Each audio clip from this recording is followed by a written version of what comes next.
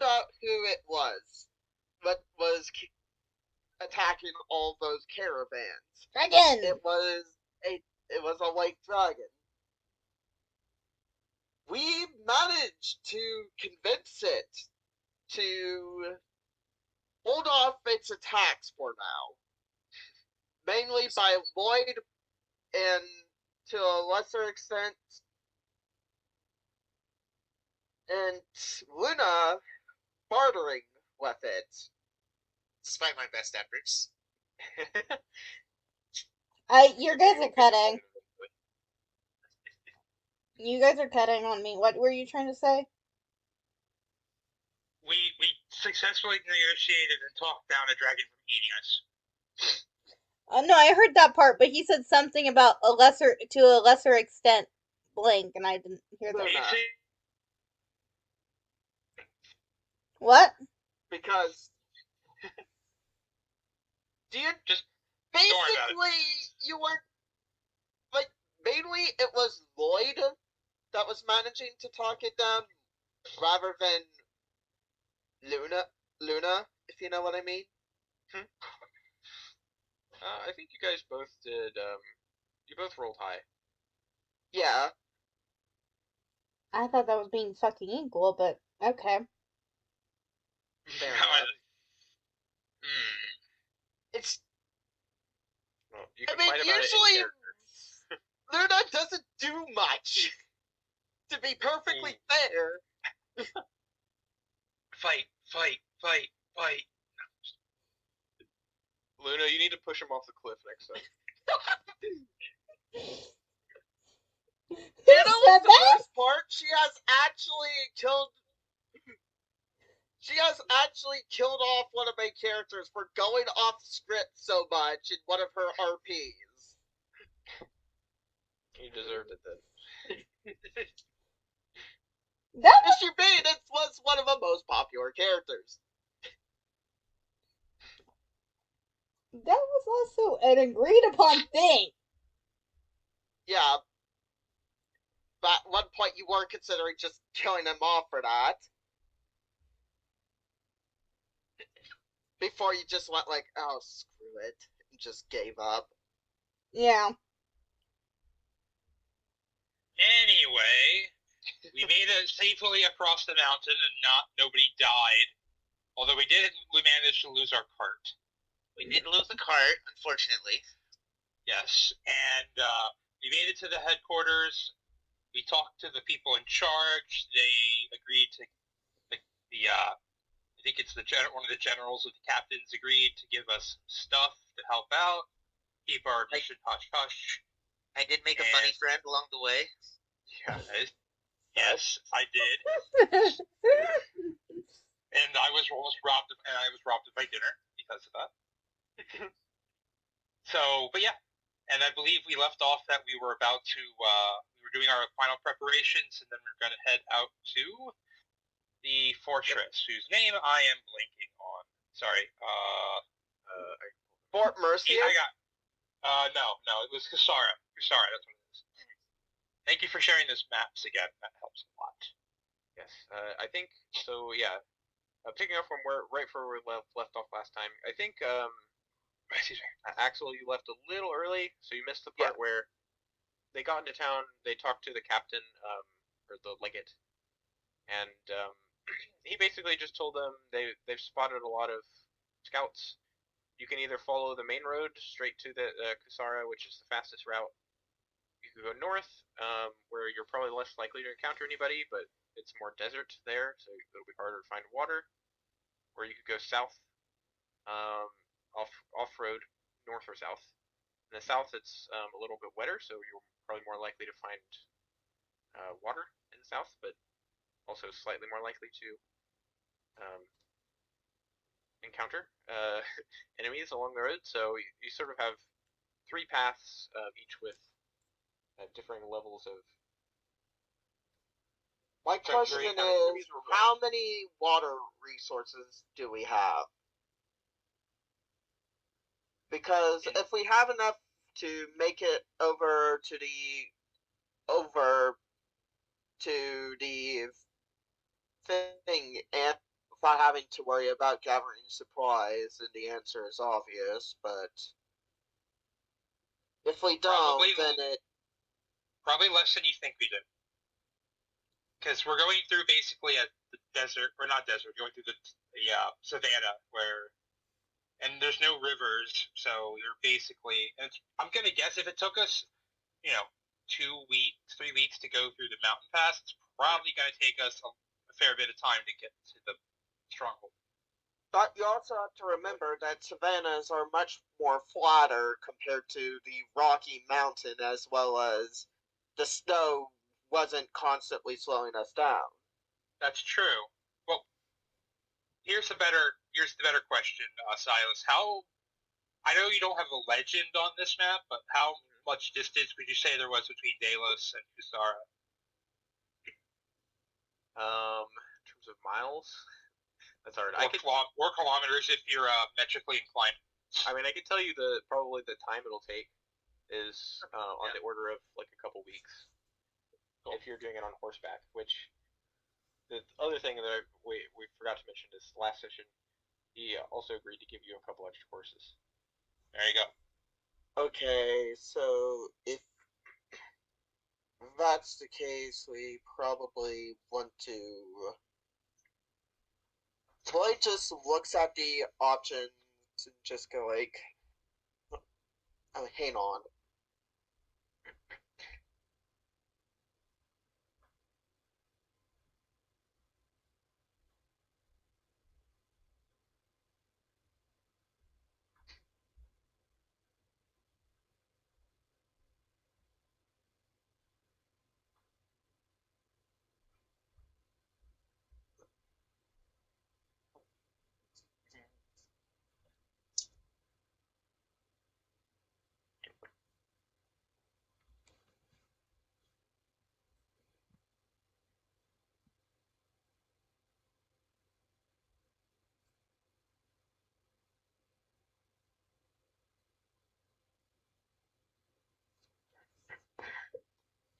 Okay.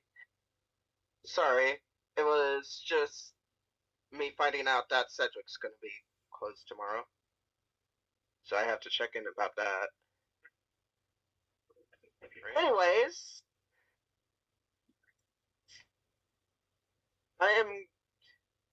Floyd just looks at the map before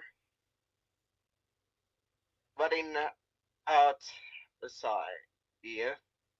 Well, there's multiple paths we can take here. I was originally considering the desert just to not, or the savannah just to encounter Wes, but I'm not sure if we have the proper resources to make it. If the road were going to be obvious, they'll see us coming from a mile away, and we should take the advantage. We should try to keep our advantage of stealth if we can. So, I feel like the best middle ground is through the bottom path. Isn't that bottom path, basically a swamp or a dense forest where it'll be slow traveling? It's also part of the savannah. It's just a slightly wetter part. Like the north is more getting into actual desert, and the south is like still savannah but slightly more wet. So the bottom's like savannah, the top is like desert steppe. Yeah, basically. Okay. Then I say we should probably do the bottom path then. If we're going to be, if we're going to try to be sneaky about it, we could also just, he also agreed to give us disguise kits and things of that nature if we want to try to blend in and sneak our way across. Again, the less people see us, the better. Okay. And plus, it would be better if we kept disguises for when we need them instead of for long periods of travel. Plus, they may not provide the same level of protection as we have now. Alright. I guess the bottom path it is. Either way, we're still going to need to have, good supply of water, food, and such. And Of course. And we'll probably have to scavenge midway through our journey, especially if we're trying to keep a low profile.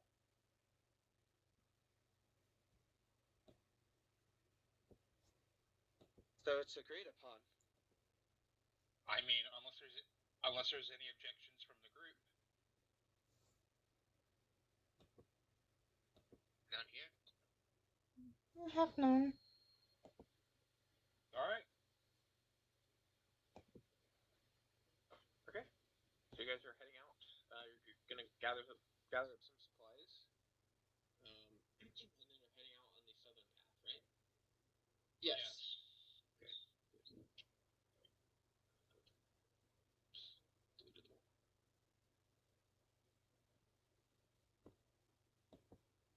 Okay. Alright. So you guys spend a little bit of time in town, just gathering up some supplies. It doesn't take you long.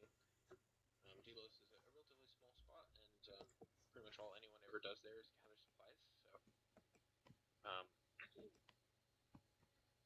the military camp is happy to donate a few pieces of supplies to you for your travels. And so now, how I think this is gonna work is, so you guys are you going in disguise, or are you trying to be stealthy, or how are you guys gonna travel along the road? I think it would be. Oh god. I think right now we're trying to keep a low profile and sneaky until we can get closer, and then we're going to put on the disguise kits to get in. Okay. So Are you riding on horseback? well, they gave us clothes, so why don't we put the clothes on? So that way, from a distance, they won't be able to tell us, but we don't need to worry about the actual disguise kits until we get closer. Yeah. Okay. Clothing can be washed. Disguise kits, not as reusable.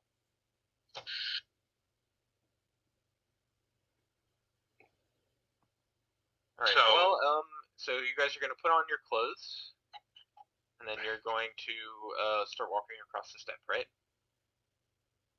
Okay. Yeah. Yeah. I'll have all of you make a stealth check. We'll sort of fast forward. I want to do like a day by day, but.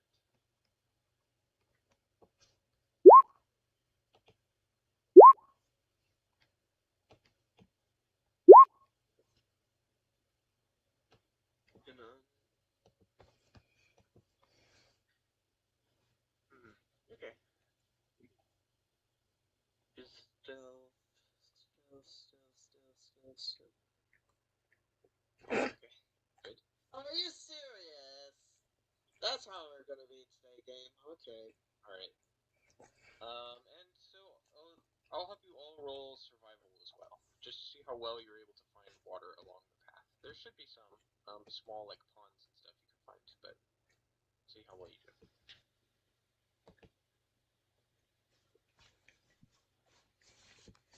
Okay. All right. So you guys are able to find plenty of water along the path, thanks to Luna, and Lloyd. And Greenspell helps out a little bit too. However, one day while you're traveling along, you notice on the horizon, you're kicking up a little bit of dust because you're sort of traveling along on horseback, and you're sort of in a particularly dry area, sort of particularly dry patch of dirt. You start kicking up dust, or well, Lloyd does anyway, and that attracts the attention of some nearby Idari who begin to approach you.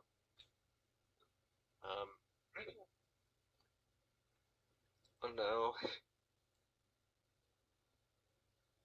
So go ahead and put your guys' tokens on the board. Doesn't necessarily mean it's a combat counter, but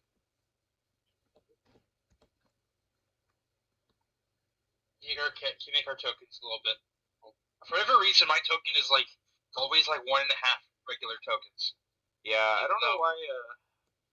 I'm sure there's some setting that got adjusted somehow. Come on. Interesting. Okay, it's fucking with me. Why is it so wide? There we go. Probably Lloyd is in the front.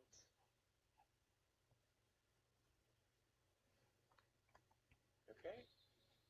Should be more of the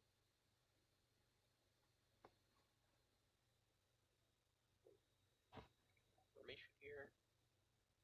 Okay. Tokens are a little wonky. They're like stretched for some reason. But anyway, we'll figure that out later. All right. So they sort of approach you until they're within shouting distance, and they sort of look you up and down, and they say something in a language you don't understand. Blah blah blah blah blah blah blah. They're looking at you, Lloyd. Lloyd,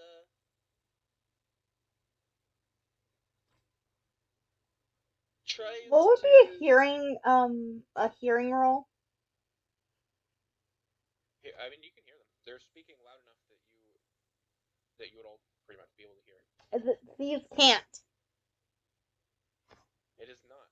Damn it. This is another thing that the general or the legate mentioned. That they do speak their own language, the Adari language. I turn to Luna and I, like I'm talking quietly. Hey, remember that thing you did with the lichen? Try that again.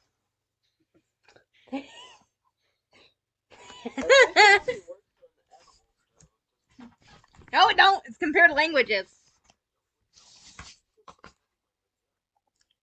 Let me find my spells. Hold up. Or is that like... Oh, am I just thinking of like a... Compare languages. So, okay, yeah, you passed proper languages. So, are you trying to hide the fact that you're casting that spell? Or because there is a verbal somatic, and they'll be able to see you casting it unless you try to hide it. On my horse, so are we all? How are the horses divided? Are we all on our own horse, or are we still paired up? I think you would all have your own horse. All right. Well, I take my horse and I like try to Luna and try to obscure her from view. Okay. A 19 stealth. We've rolled really well stealth. Okay. They ain't gonna notice that spell. I would be concerned if it didn't pass. Okay. So you hear them repeat their question again. As they're still looking at Lloyd, since he's the one who's sort of standing in the middle of the road here. Yeah. So he says, who are you? Are you one of the hunting parties?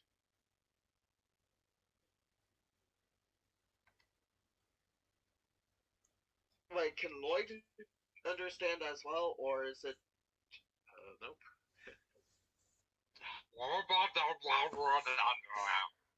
Yep. That's exactly how they sound. Okay. I hear they sound like. Yeah. Okay, can I use 2 spells at once? If they're not both concentration. I'm not too sure if this spell's concentration. Hold up. Comprehend languages, not. Yeah, comprehend languages. I'm not too sure what the other one is. Should tell you. Crap. I can't. Whoa! What the hell is that? Did a rift in space-time just open up? What I get for trying to... What the fuck? I think he made a mistakes were made. What you get for trying to fix things in the middle of a session. Curse. Ah, crap. It's divine intervention. Yeah. The hell? Oh, no. Come on. I really thought this was a freaking... Damn it. Riders are growing impatient.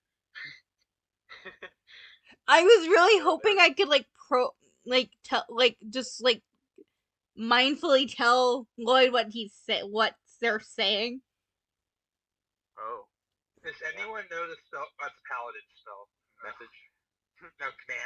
wish I didn't leave early because then I would have had Lloyd just ask, by any chance do you have a book of their language, so I can try to comprehend it a little bit. It would be hard to pick it up that quickly. Wait. So Luna has the deal now casted. How long does this casting last? An An hour. Okay. Can she come out of hiding now that she's casted it and just talk for Lloyd? Yeah. So I moved my horse out of the way. And Okay. are you mounted or did you dismount? I'm dismounting. Okay.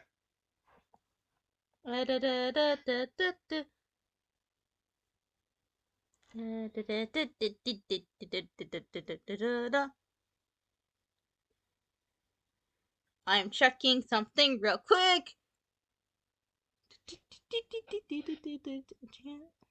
Enthrall. This is I'm trying to see if this is Constitution.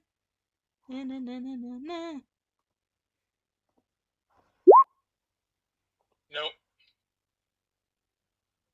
Can I overcast these?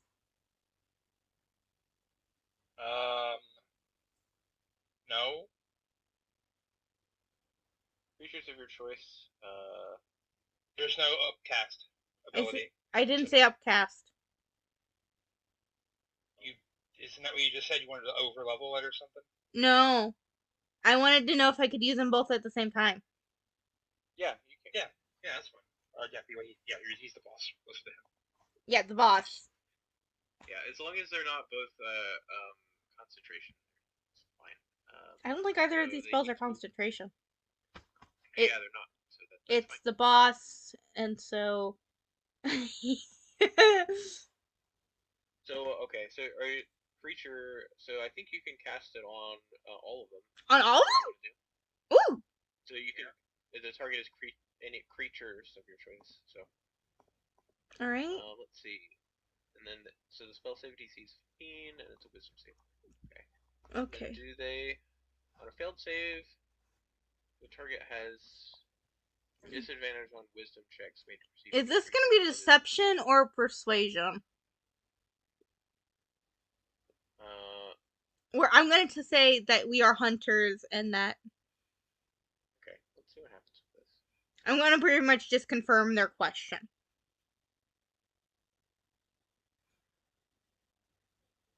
Is that we are pretty much just going from town to town scavenging. 20. Ooh. Ah, crap. What happens if they? What happens if it's a disadvantage? Oh god. What happens if they make the check? Okay. Let's see. What so happens if they succeed? Nothing then happens, I think. Yeah. But they now know that you cast that spell. So I'll say everybody roll initiative. Damn it! That is not even a word one, is it? Fucking damn. I was trying. You see the lead writer who calls out to you. What magic were you using against us? And then he sort of pulls out his bow. He's ready to attack. Luna has no problem with killing.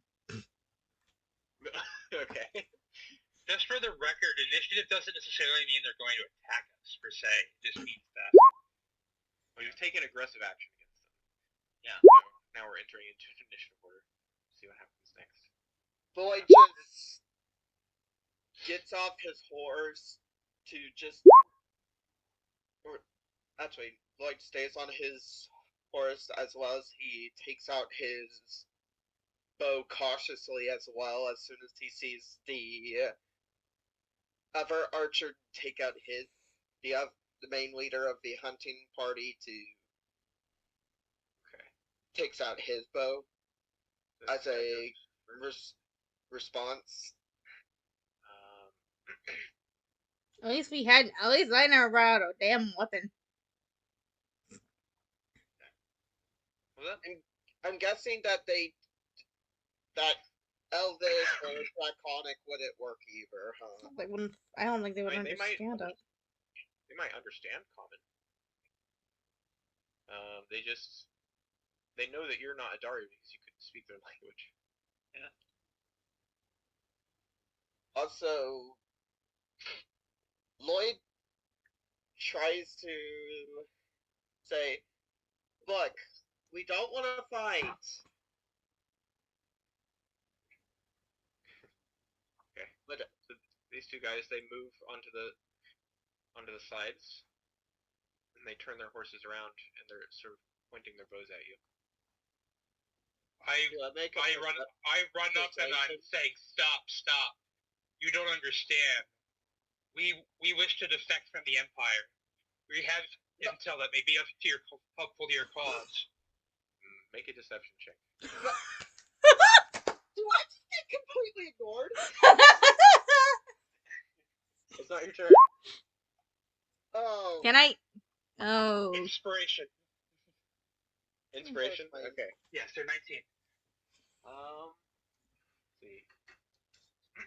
The leader of the group, Acid, he sort of looks at you for a second. Lloyd just looks at him confused as well. Can I hit Lloyd? Can I hit Lloyd? I'm gonna ready an action. Okay. Action. So considering she's up at the front, ahead of Lloyd now. I'm going to ready. Is it a regular action or does it have to be a bonus action? Because I use my regular action to do an ability check. No, it could be an action. I will ready I have my own bow. I'm gonna ready my own bow. Okay. So I'll just take it out and I'll knock an arrow, but I won't point it at them. I'll just lead it towards the ground. Right. Okay. So he takes a step towards you on his horse, and he looks you up and down and he says, "I should have known you were from the Empire." Well, what is it, boy? Spit it out. We've come to give you detailed numbers on the whatchamacallit. Sorry, excuse me. And I'm shaking a little bit, we have information about the numbers and the strength of the troops in Delos. I figured the Empire has been most cruel to us. They have taxed us dry and have forced us out of their empire. So we wish to seek revenge against those who wronged us. Okay, we're gonna move out. Since we're moving away, we'll move out of turn order, so people can go whenever. Since we're just having a conversation, he sort of looks at you and he says, "If you really are a friend, then lay down your weapons." Of course, and I take my bow and I sort of remove the arrow and I put the bow back around my shoulder. And I look over at Lloyd. I'm like, "Put your weapon away. These guys mean us no harm." Linda never put her weapon out. Lloyd just sighs, going I do not like this idea, but I guess I have no choice no matter, before putting up his bow as well. You realize they can hear you, right? Self, or are you speaking in character? Whispering. Okay. Right. You please forgive us. We're a little bit on edge, and we don't know who we can trust. Besides, of course, nobody in the Empire, of course. You come from Delos? Well, we came from Delos, but many of us come from all parts of the Empire, if you will. You see, we're all part of a traveling mercenary party, if you will. And the Empire had enlisted our services, but let's just say they disagreed on what their compensation was, and they wished to be rid of us, for we knew too much about their inner workings. Afraid that we were going to divulge their secrets to those who wished to see the Empire fall. We were lucky to escape with our lives.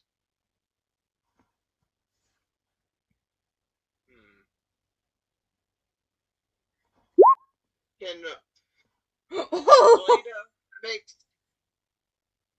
try tries to. speak up before saying, or more specifically, about territory they took. I was a former noble, but they took over some of my land as well. Or wait, would that be deception? Yeah, true. Or would that be persuasion? Is it a lie? Yes, then it would be Then deception. it would be deception. 13. He sort of Inspiration! okay. He sort of looks you all over. Before he just opens his pocket and shows his family's crust. I see that we are not the only ones who've been wronged by the Empire. I suppose we could collect some information from you, if you have some to spare. And he takes another step towards you with his horse. Well, what is it then? What information do you have? And what do you want in exchange? I'll be back. Here's what we can tell you so far freely.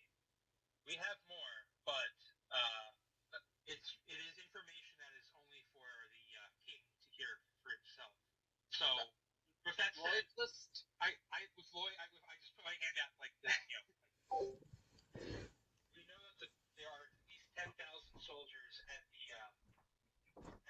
Delos, and they are preparing a large advance from the north.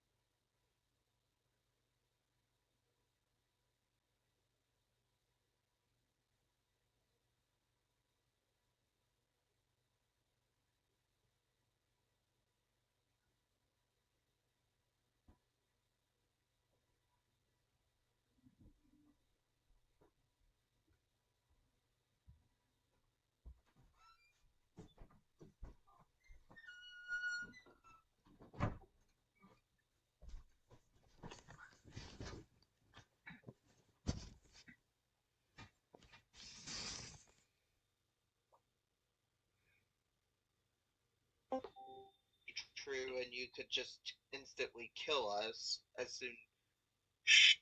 Don't give him ideas. Needless to say, with this information would earn any of us a place amongst the nooses of the Empire. Surely you can understand our plight. Indeed. Perhaps you could show me what treasures you have to offer the king. Okay. Show him this seal you got.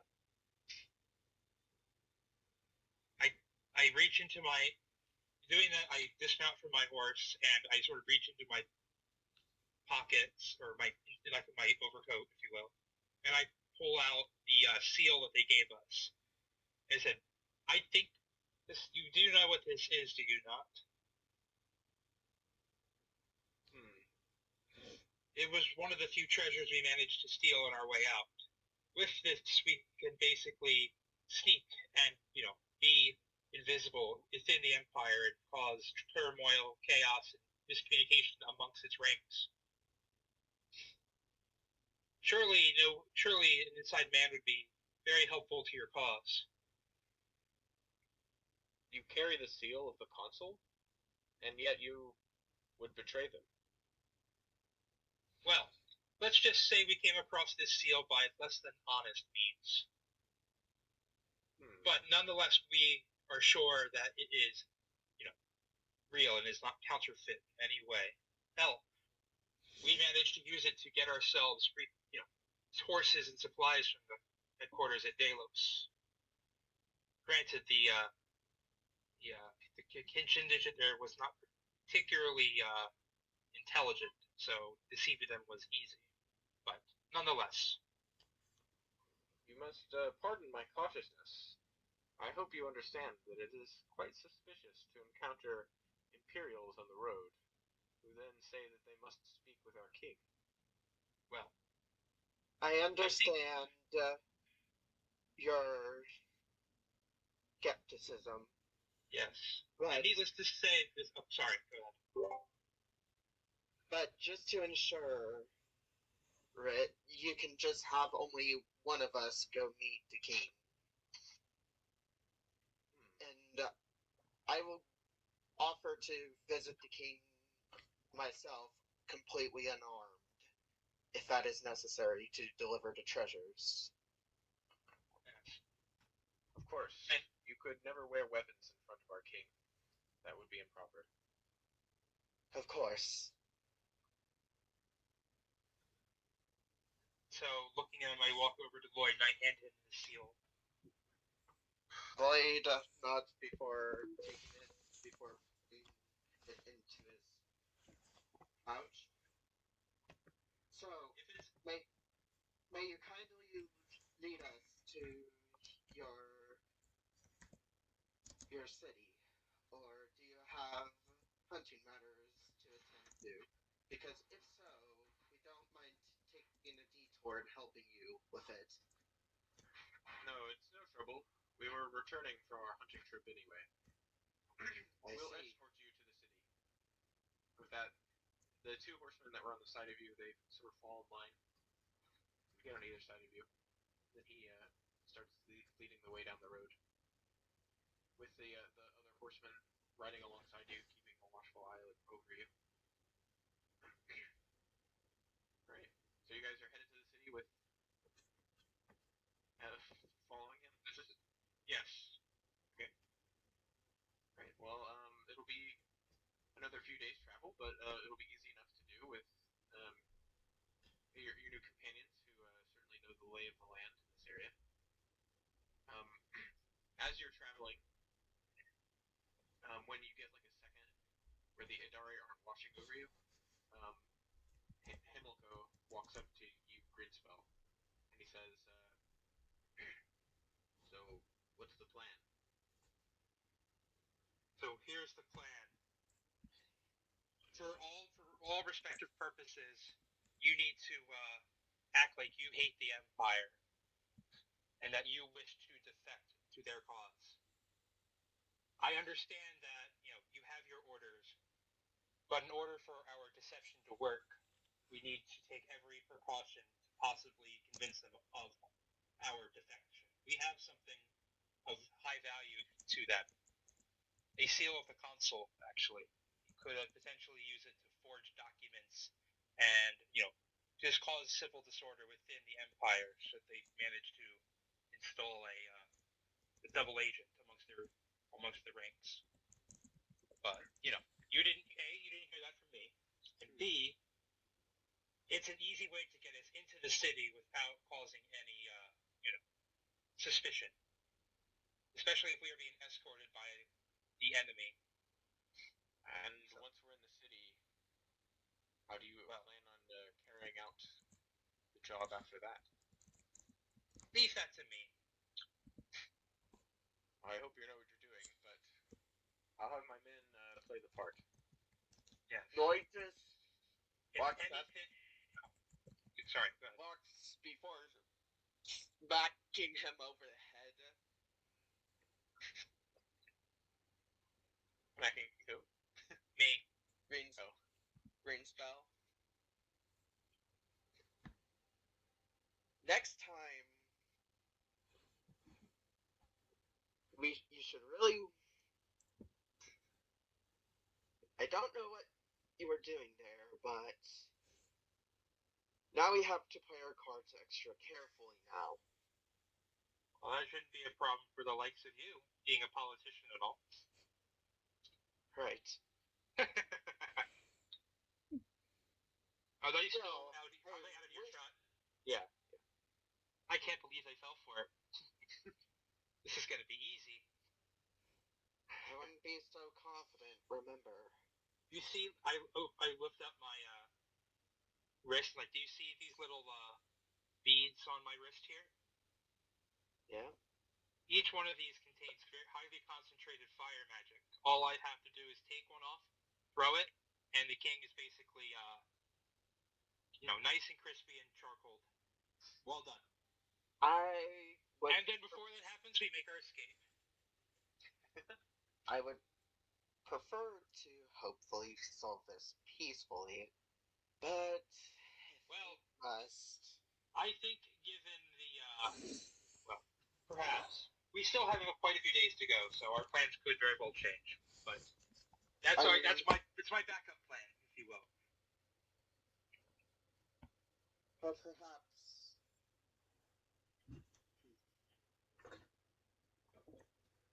Well, We no longer represent the Empire, so we can't exactly negotiate with them anymore. At least not to that capacity. unless you want me to make a risky play for myself. Did you have something in mind? Like I said, I'm visiting the king myself. Right, of course. And I am hoping to manage to talk him into finding things peacefully, as well as I have a little bit of information that can help sway him by telling him that the Empire, because if you remember what I did on the mountains, remember the whole ice dragon thing? If I can convince him, I can possibly use that to convince him to help in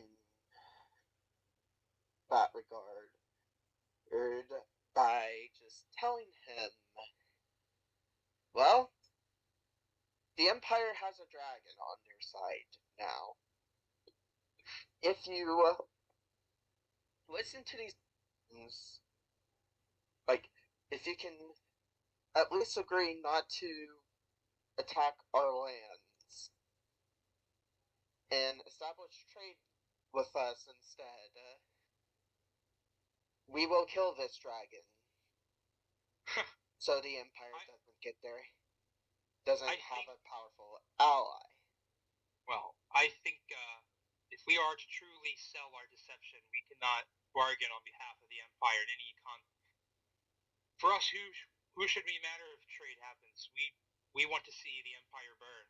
Well, at least that's what they want. That's what we want them to think. So who cares if they have establish trade. For all they know, we want to see it burn ourselves.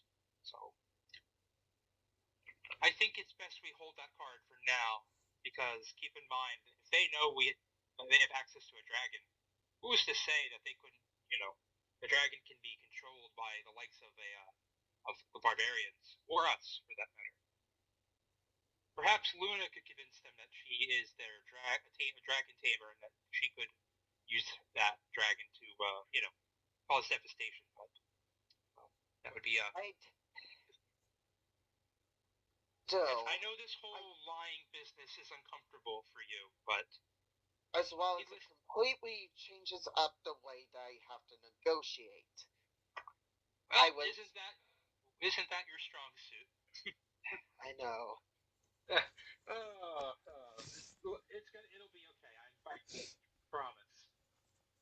Worst comes to worst, if they see through our disguise, we use the fire magic and we make a quick escape before they even notice. I hope you're right. Although part of me wonders if you did this on purpose, just to see me struggle more. Oh, I don't need to do anything to make you struggle more. Just being in this party has already aged you many years, despite the fact that we've only been party mates for a few months. Your hair is already starting to fall out at the seams. By the way, can Usopp and Luna have a conversation, by the way? Sure. Later. Like when you guys are done. You can just come in when you want. We're pretty much done. Pretty sure, yeah, we're done. Alright. Usopp?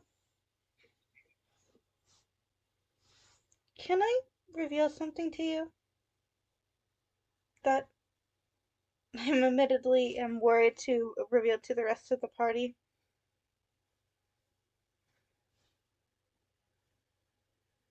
And he's talking to you. Oh, sorry. What's up?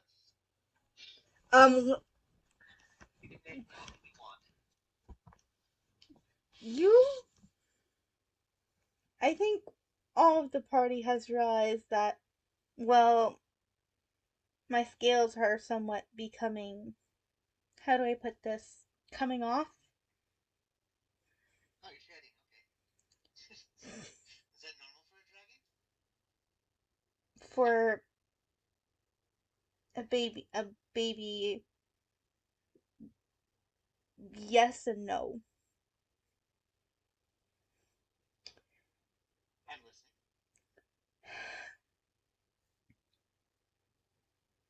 It means that I'll be officially an adult soon.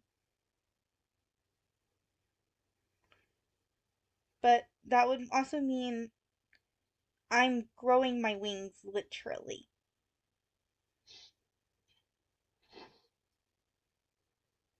I can see.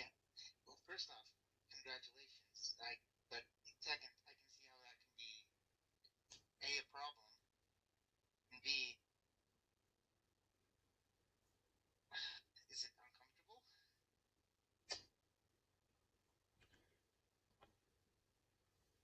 Luna looks somewhat back and forth. Admittedly, not really, but that's more so because of, well, genetics. I think are at play. I'm not too sure. But once I have my full wings, I'm not too sure what to expect. I mean, I've never had them before, and hell, I've never actually gone up into the air or anything.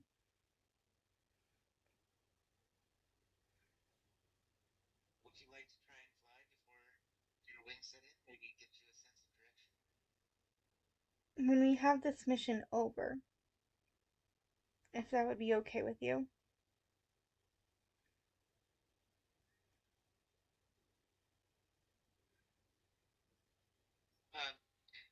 anytime. If you ever want to go up to the sky, we could even probably convince the raiding party that it's okay.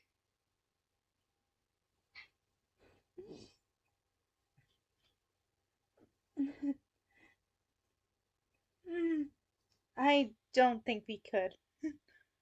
We're already on. I would not be surprised if either Greenspell or Lloyd use the "we have a dragon on our side" card against them. And I would prefer not to make a target on my head.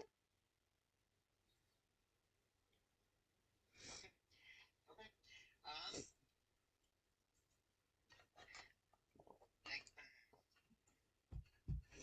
I hate to say this, but I have a bit of a contingency plan if things go wrong, and you, unfortunately, are involved in that. Setting everything to a blaze? Flying around, setting everything to fire. I can get behind that one. So, things go bad. Just know you're going to throw your wings a little too soon. Okay. Metaphorically speaking, of course. Okay.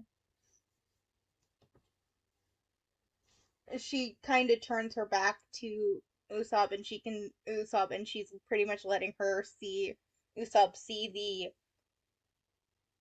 How do I put it? You know, like the shoulder blade area.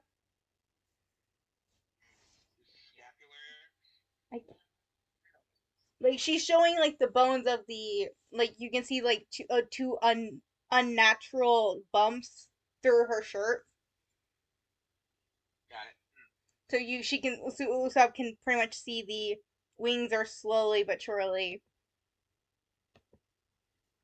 like she's seeing where the wings will pretty much be on Luna. Gotcha. I hope they grow. I'm sure you'll grow beautiful wings. Thanks, Usopp. I wasn't too really. You said you had draconic bloodline, and I guess that kind of made me feel more at ease talking to you about this. I'm so glad you did divulge. Mine's more tragic, as where I don't know where my bloodline lies in, and you have a whole nation to go back to, the whole sense of being, where mine was more of a curse. But thank you for inviting me in and sharing this.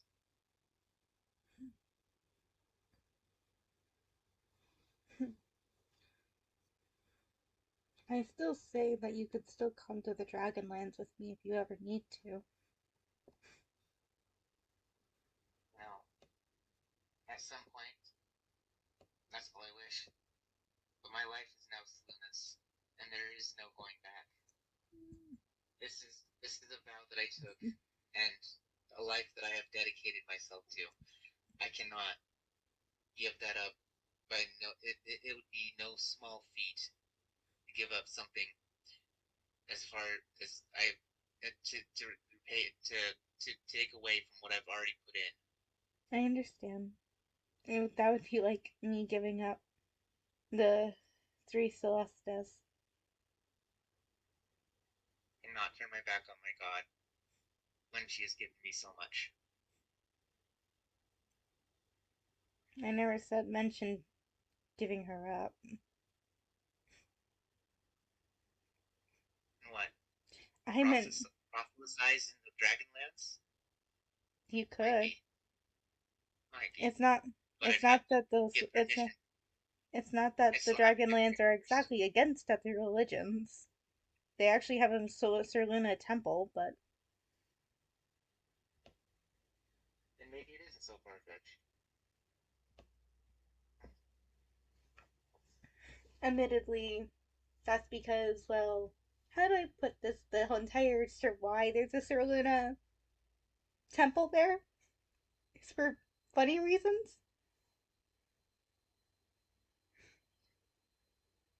So you said there's a temple there for funny reasons?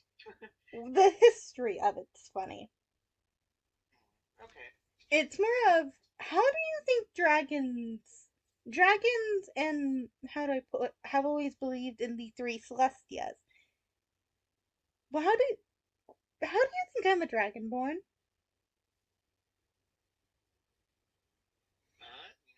The thought never crossed my mind. Apparently, a human has ventured forth. They have, but not many. Nowadays, well, humans don't live as long as dragons, so there's no humans currently in the Dragonlands. There's either dragonborns or actual dragons.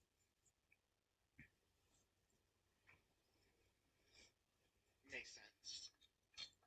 So, I can only assume some forgotten pilgrimage to the Dragonlands. Well, some people do still, but we do. Well, some dragonborns still actually believe in Sir Luna. Actually,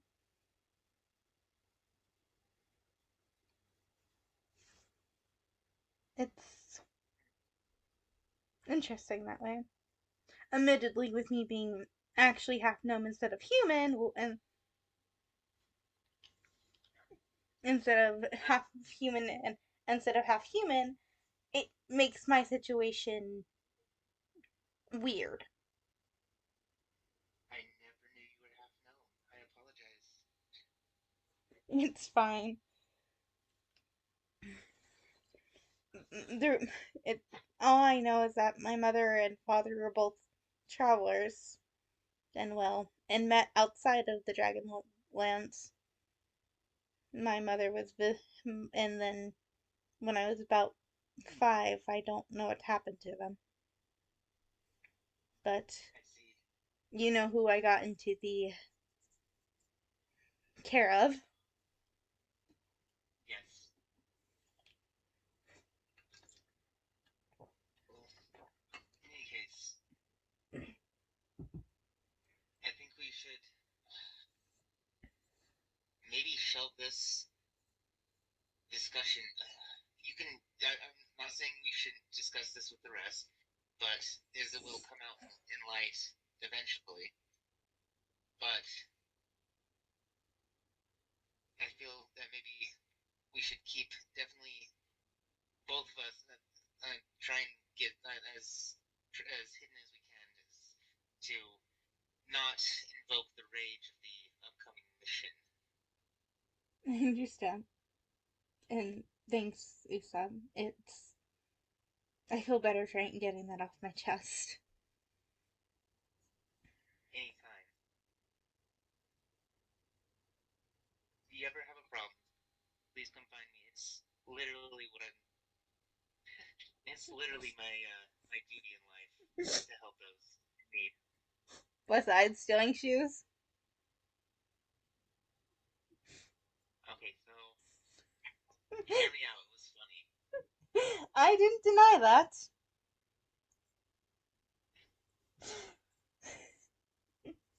It was just the most randomest steal ever, though.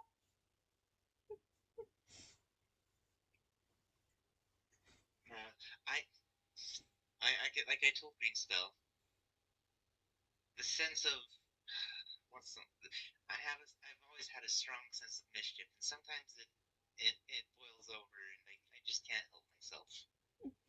Hmm.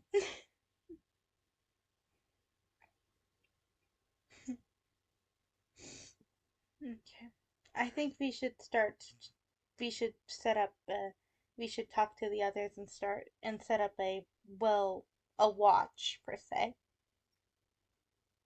Sounds like a plan. Okay. So, you guys, you guys set up your watch to camp out for a few more days. If you want to take some time, I'll, one night before you guys arrive in Kusara, just to solidify your plan as a group, you can do that. Otherwise, we'll just move on to when you guys enter into the city. So, I would like a plan and a backup plan if that's okay with everybody. Yeah. All right. Well, so all of us are sort of in, are we like yeah. in So a room? one night during the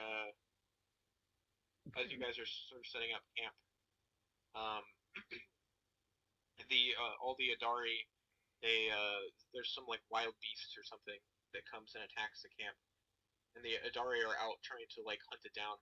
And while they're doing that, you have a little bit of opportunity to talk while they're away.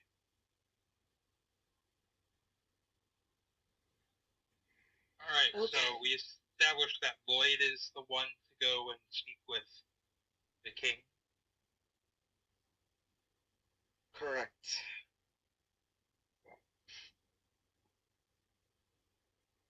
Although, I'm not exactly sure how I should go around deceiving them.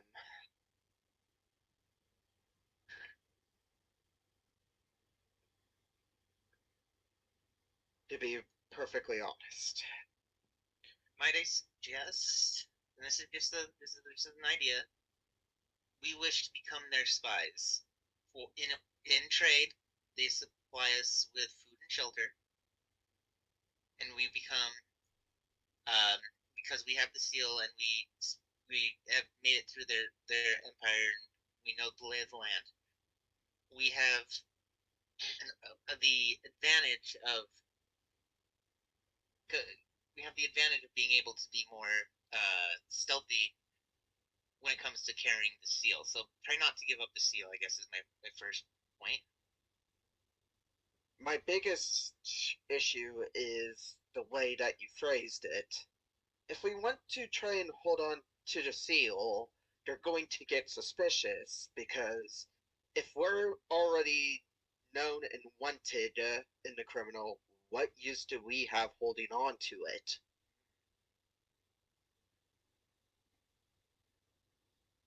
That is the reason why I was trying to interrupt and trying to explain things, but you forced us into this predicament.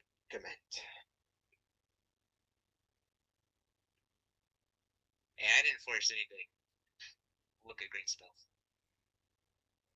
Hey, it was either that or they were going to kill us. I think I thought, hey, we could have tried something else, like saying the truth, and even if that didn't work, then we could have resorted to violence. But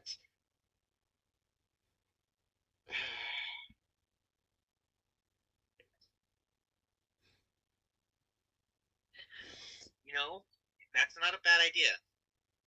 Hear me out. Hear me out. You walk in and say, your guards are idiots. A few fancy papers and a little bit of sleight of hand, and here I am.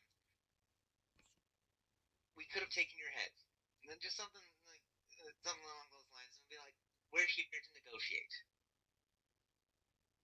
It'll bring us back onto even footing. It's not the greatest idea because they're going to be instantly hostile. So I'm just saying, this is an option. What was that?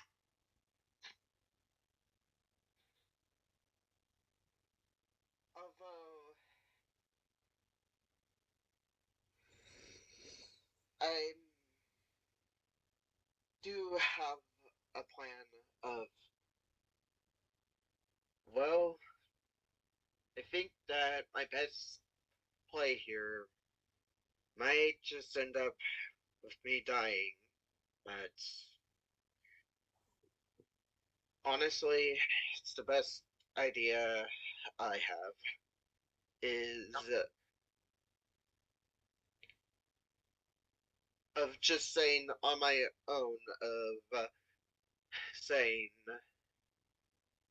even though my comrades may say that they're planning to betray the Empire, and they may well do that, I'm on here for different reasons. To cut off end the loose end of you guys and have their attention completely on me. So if it goes wrong, I'm the one being targeted, not you guys. Although I will take I think it is best if you give me the bracelet. Well, I said at least. I think at the very least it would be a good last resort in case your cover is blown. You do. I take off.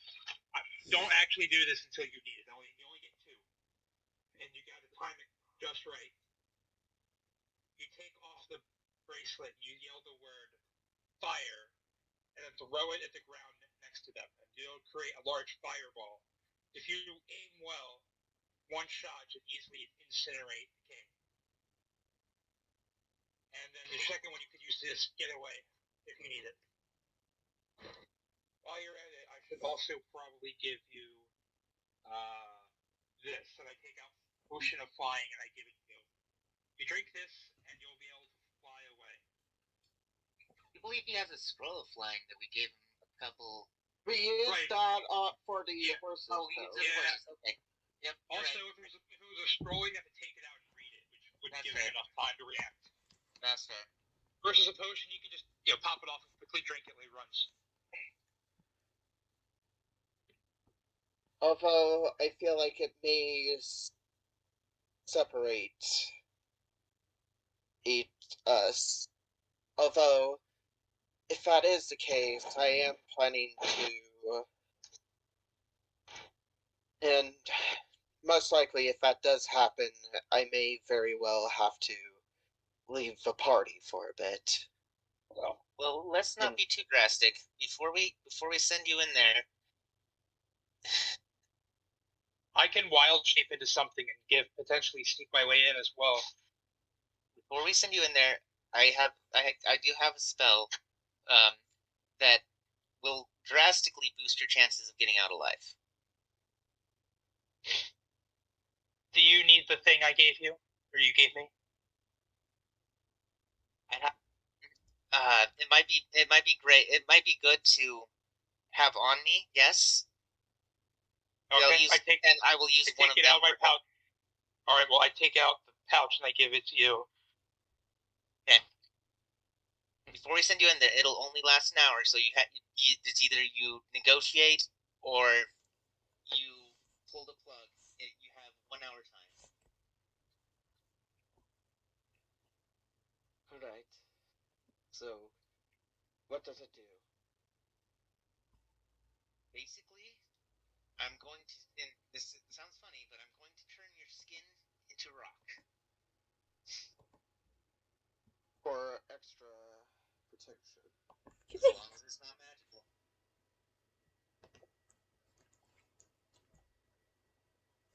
I see. Although, I would rather if you guys did not come with me, just so it's only me taking a flak. Not you guys. If things go bad, we're gonna have to get out, and it's gonna be. So, that's why we need the backup plans. So, what happens if everything goes downhill? We have half a company, and the rest of us be able to escape.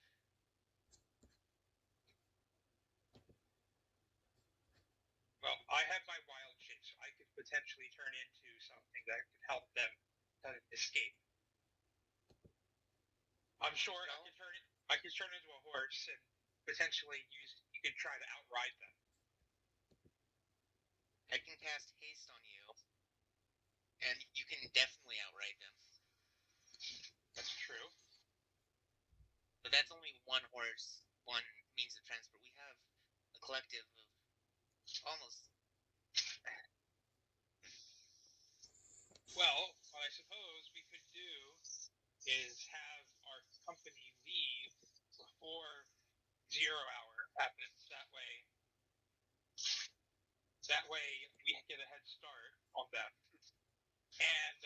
would always go with Lloyd, and hell or high water, I bring him back to the party, and we meet on a predetermined location. That way, at the very least, I die. If they catch us, at the very least, I die, and Lloyd might. Well, unfortunately, if they catch us and they intend to kill us, the rest of the group will get a head start from trying to make their way back and not be caught.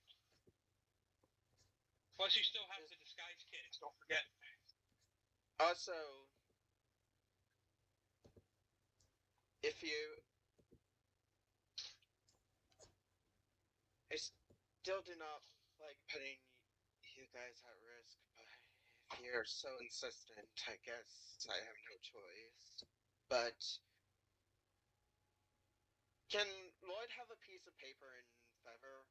Do you think that's safe to assume, considering his background? Yeah, you're right. I think it might be included already in your. Just whatever check the package. diplomat. Oh, ask Yeah. Loon. I think she has some. She has a diplomat's pack. I think that comes with Quill and ink. Quill? You have a diplomat's pack, don't you? Yes, I do. That definitely should have paper, parchment, and quill and ink. Oh, it does. Yes. Yeah, I think if you don't mind, Lloyd, I think he wants to borrow some. Well, I say borrow. Would like to use some if you have any. All right. Here you go. Yeah, let me be right back. I gotta feed my cat. All right. Last will and testament. Lloyd just starts writing down. Well, if the worst does come to me, and I'm not saying that I will die, but just in case I do, it's always safe to have a parting gift. I'm writing a letter. Notice to Niner, and he will join your group in my place. It's very honorable of you. Rest assured, we have no intentions of dying. If we can do everything we can to avoid it.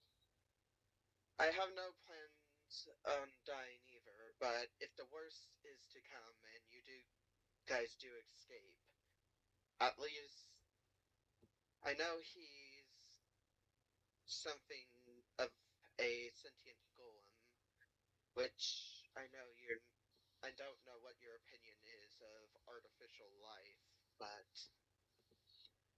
I look over at Usopp and I just like kind of just like I kind of shake my hands like I mean I don't have a problem with it personally. It's just one of the many ways Gaia brings life into this creation through others.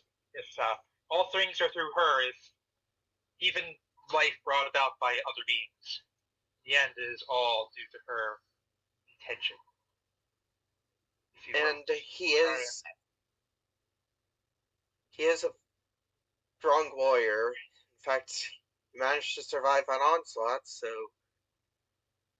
if anything, he should be a useful ally to have.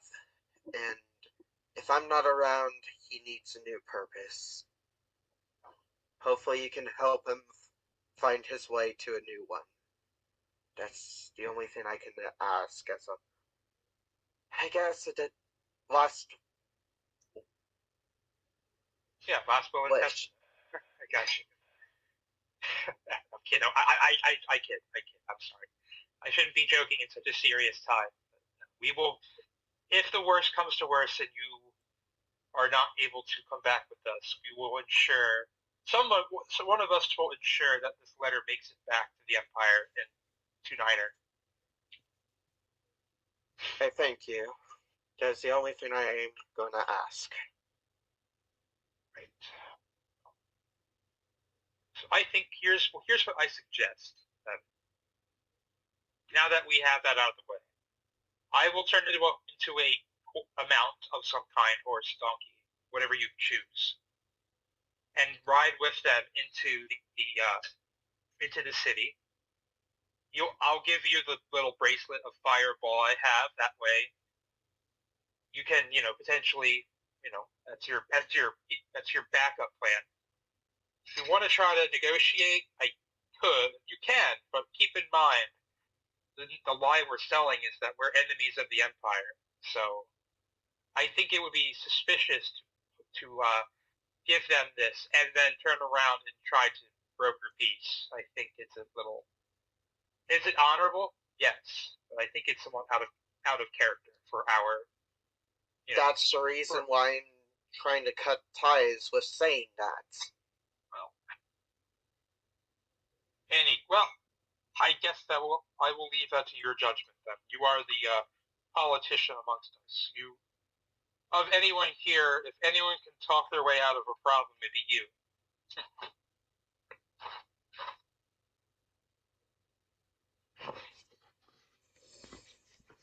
I will remain a horse or whatever, and I will, I will not speak.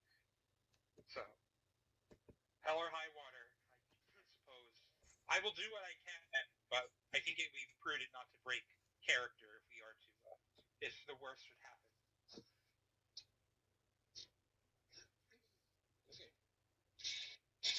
Excuse me. So we have the plan. Now we need to just real quick the escape. If that goes on, Greenspell, you're gonna have to run, and you're gonna have to run like hell. If you hear a boom, my suggestion, I'm gonna set Luna free to let's just say start a little distraction. Luna just slowly makes a small smile. You get to burninate stuff. Lloyd just sighs and just went like, how come I had a feeling it was going to involve fire? Oh, there's gonna be lots more. I got fire magic too, so And plus, this is the same guy who burned an entire owlbear in one fell swoop. That is true. Real quick, can I do would it be a history check to see if the people of the barbarians have knowledge of magic? Because it's very possible because they might see magic as like something, external and be surprised. Oh, this guy can use magic. He must be some kind of, supreme, not god, but like, yeah. You can roll history. Okay. Also, can I roll history as well to see if, like, the barbarians had, like, a thing of if you tell the truth just straight up, they'll respect it in some form? Yeah, you can roll history to see if you know how much you know about their culture. 12? Woo! 21. Okay. Yeah. Alright, so Lloyd, you don't really know too much about the Yadari. You've not really been to this part of the world before. You've heard a few things about them, and you've, of course, they're mentioned in the textbooks, and so you would have read about them probably during your education as a noble. But they're usually more referenced, they're referenced in reference to the Empire. If that makes sense. So there's not that much information about them that isn't connected to their interactions with the Empire. So it's hard to tell what's real and what's not real. Oh shoot, that's not what I meant to There's some people who said that the barbarians are they're sort of like noble savages, and there's some who say that they are cannibals that just eat anybody that passes through. And it's hard to say who's telling the truth. Greenspell, you so yeah, with the 21, you would know in terms of magic, it's relatively common in the Empire. And in fact, the Imperial Legions utilize battle mages and have used battle mages against the Yadari in the past. So, at the very minimum, they would know that people within the Empire have the capability of using magic, and that it's not like super duper uncommon. Um, and you think that you've heard that within the Adari, there are some who use magic, um, mostly healers and that sort. It's not like, um, it's basically, it's not very well respected. So there are few who choose to pursue it. They tend to value like strength, like physical strength over magical strength, but it's not forbidden or anything. So there are still a few who pursue it, even though it is less common. Okay, so it's not a complete unknown. It's not like how the reference I'm going for is in Return of the Jedi when they had D3PO. Yeah, they can't like oh he's a god, he can produce fire or lightning. It's like no, okay, Yeah. Damn. Okay, well, good to know. In any case. Wait, isn't that episode 6, not episode 3? Yeah, it said Return of the Jedi, not Revenge of the Sith. Oh, I thought you said 3 for a second there, and I was going. That's. No, he said Return of the Jedi. Yeah, he sure did. I would have gone on a rant had he said Return of the Sith. Hey, at least I didn't say the whatchamacallit one. Force Awakens. Shenanigans. Yeah, that bullshit. Anyway. So, what's the final plan? So I think it would be. I think it would be prudent for the rest of the party to wait outside the city walls, and we should start their departure back about half an hour after we leave. Just because if you do leave early, if we get caught, you get a half-hour head start, and B, if we don't get caught, we'll meet up with you when we're done. Okay. Cool. I'll look at Himiko and say, look, this is going to be for you. I'm going to wait at the gate. So we need a predetermined location. We're going to go exactly an hour southwest. So that'll be like here. Oh, right. I can't. Hang on. It'll be like here. No, that's a day. He'll nod. Do you want us to head into the city first and then try and sneak out secretly? No. We're gonna try and be respectful and say that we're gonna let our horses rest and munch, and then just say we're gonna get them a little exercise and start going out. Just give them a little water, food to munch. We want to be within earshot if we hear a boom. If you hear a boom, then we start running. I see. So we'll stay just outside of the city. Yes. Understood. We'll be sure to follow you and do whatever you tell us to do. It looks like you're gonna be my 6. Well, we'll be sure to watch you. We'll let you know if we see any Adari coming. Great. I have some countermeasures up my sleeve if we get pursuers, but I'm counting on all of you to stay alive. That is my top priority. So if something happens, you yell, and then you leave me. You understand? Of course. Well, we never fight one-on-one. We'll fight with our formation. We never leave a man behind. You didn't say that at the beginning of the mountain.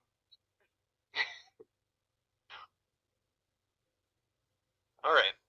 So, 2 of you are heading into the city. The rest of you are all staying just at the gate? Just outside the gate to the city. Yeah, we'll have one horse, quote unquote, and one diplomat go into the city. Okay. Ignore. And if things go south, we run like hell. I guess that's the plan. Alright, and so other clarifying question just for me. So at what point are you going to turn into a horse, Rizbel? While we're in the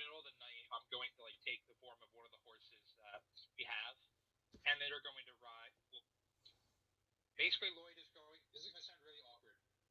Lloyd is going to ride on my back Right. into the city, so they don't suspect anything, and they'll just tell them. You can, I guess, you can tell the guard. You can tell the other ones that the little one got, sick or something, and is like, or you can try to convince him of something happened to me and I had to rest or go back or whatever. So the following day, you in the middle of the night, you transform into a horse. What color horse am I, Lloyd? White. Okay. Turn into a white horse. Did we have any white horses before this? The following Yes, morning, white horses are a thing. I meant like in our party originally. Sure. Why not? You can retcon to whatever color you want. yeah, doesn't really matter.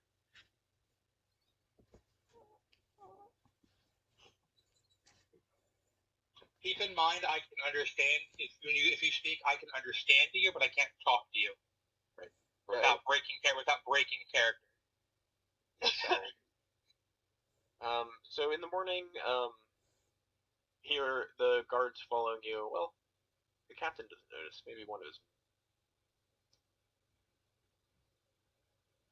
Let's see. No, they're even dumber. Okay, cool.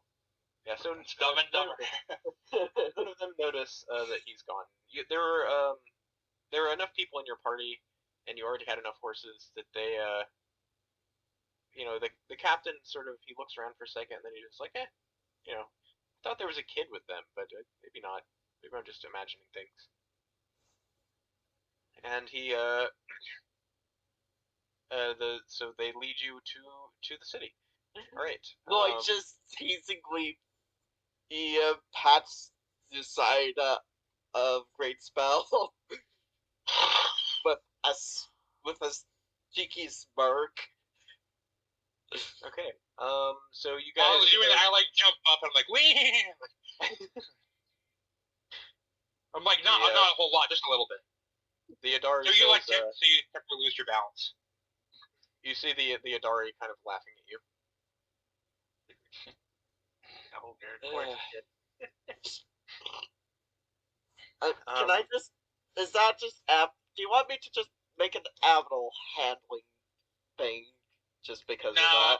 No, you should. I don't like. I'm not trying to buck you off. I'm like just something like real quick, just like,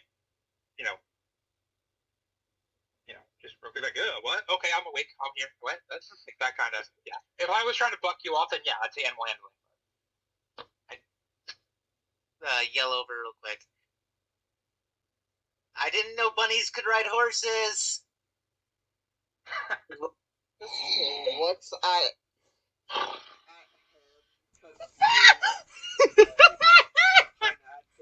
Going like, what the hell do you mean by that? And but he can, but Gustav can tell that Lloyd is just looking at him with piercing eyes, just going like, how dare you fucking mention that? He's like laughing to himself. So you guys, after a little bit of walking in the morning, you guys finally arrive at Kusara. What you see does not look very much like a city. It's rows and rows of small tents with a few wooden buildings. You only see one stone building in the entire town. Oh no. There's a small kind of fence around the city, but it doesn't look like this city has been here for very long at all. You notice as you get closer, there are people milling about. A lot of them look to be warriors, but there are some women and children in the city as well. All right. As you approach the gate, the Adari who are leading you on, they sort of turn to you and say, "Here we are in the city. The one who's Lloyd. You intend to meet with our king. Is that right? We will lead. That is correct. As Lloyd gets down before unsheathing, like taking off his sword and bow and dagger before handing it to the guards. And I know you want me unarmed, so here's my gear. the rest of you will hand in your arms as well while you're here in the city. I thought I don't think we are meant to enter the city, good sir. You came to the gate, but you do not enter? Is that not the deal?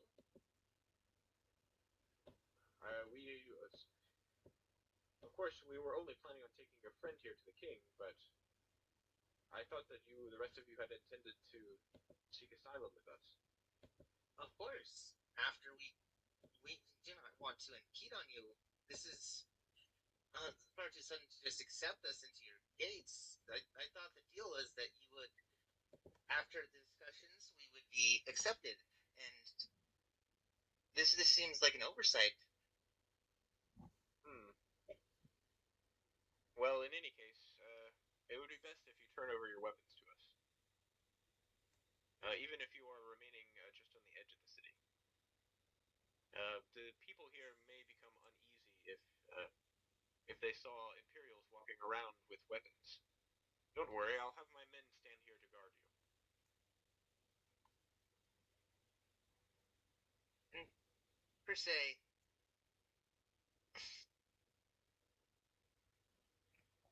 Okay. You know what? I think that's fine. Is there a location that we can get them back at? Just hand them to my men here. They'll remain with you. They'll remain here with us? Yes, and I will personally lead Lloyd into the city. That is perfectly acceptable. As long as you can understand my caution. To just abandon our weapons and then leave, then does that not put us at a risk of just ambush? I have to mute real quick. Mute and deafen real quick. I'm on my phone, so, but I will come back. Lloyd would ask, would it be alright if they just gave up their bows?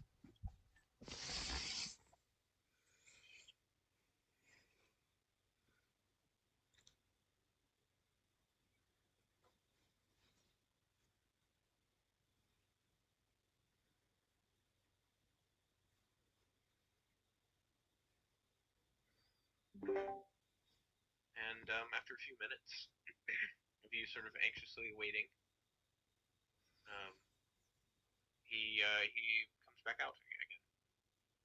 He says, "The king will meet with you now. Be sure to pay him your proper respects." I will with utmost respect, he said, nodding. Right. So you open the door and give me a second. The math is taking a long time to load.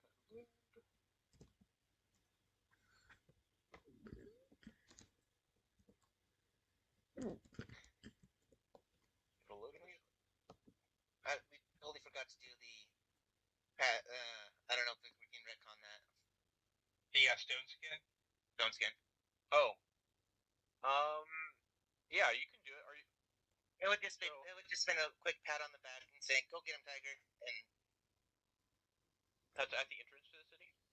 at the entrance of the city. Yep. What spell components does that have?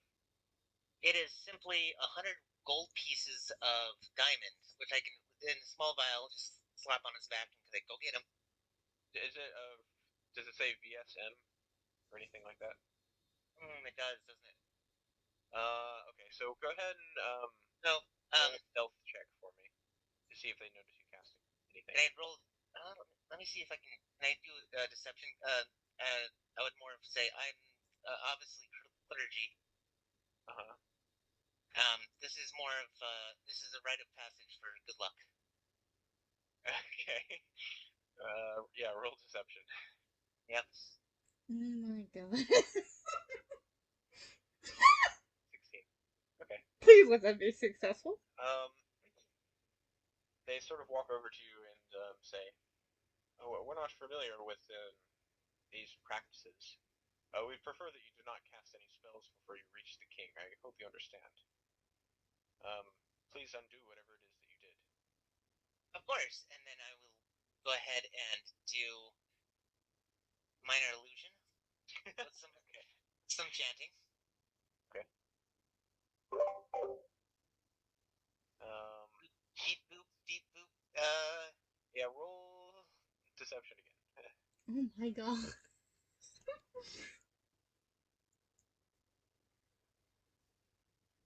21. Okay. I make it look like. And so his skin probably turned hard. Yeah. And like a little rigid, right? So I'll just wipe it. I'll just do a grand motion, and it looks like kind of like a shimmer comes across, and it kind of just returns to normal. All right. Cool. The Adari, they nod and they say, "Ah, excellent," and then they let him into the city. All right. So retconning.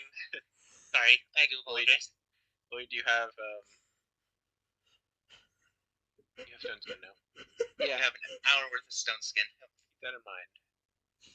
All right. Now is What does stone skin do again? can you pop that in the chat for us? I can. I kind of give a brief description.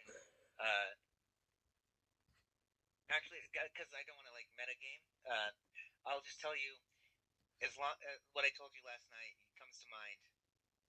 It'll basically your skin turns to stone. It'll protect you from most anything, except for magic.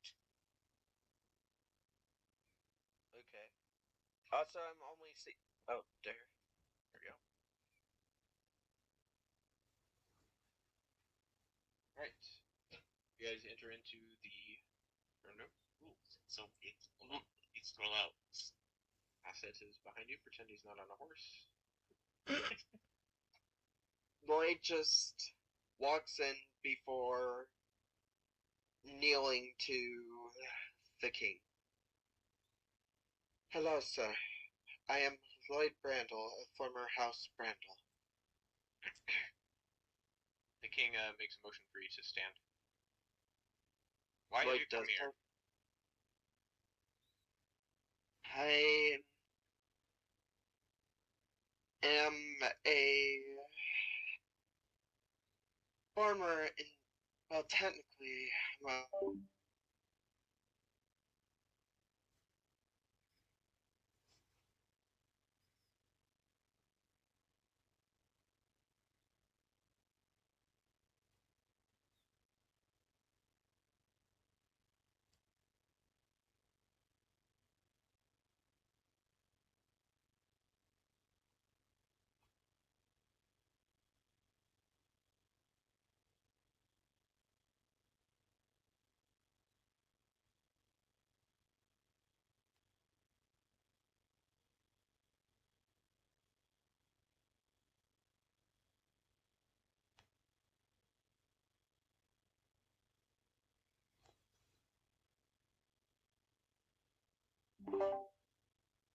I want to put an end to the senseless violence. I'm not, even though there's many in the Empire that wish for war and seek it, there's some of us that hope for a more peaceful resolution. I'm not going to ask for your surrender. I'm not going to slight your honor like that. But I will tell you that we do wish to come to a peaceful alliance. I know the bloodshed, I know as a complete foreigner, it is completely out of place, but I'm not I sure do. that I understand. And then he sort of says something to Acid behind you, in his native language. The two of them speak for a minute before he addresses you again. Are you not here as traitors to the Empire?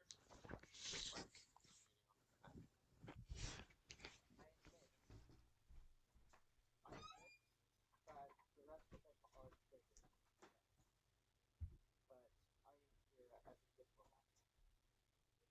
I am wishing to seek peace, and I am willing to even take off some of the Empire's own assets that they were originally planning to use against you to make sure that this, if war does come, just to make sure that this alliance is firm. Wouldn't that be a good pleasure? Well, he wises everyone else the traitors.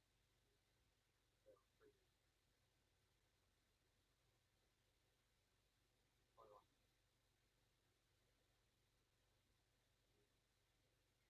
for the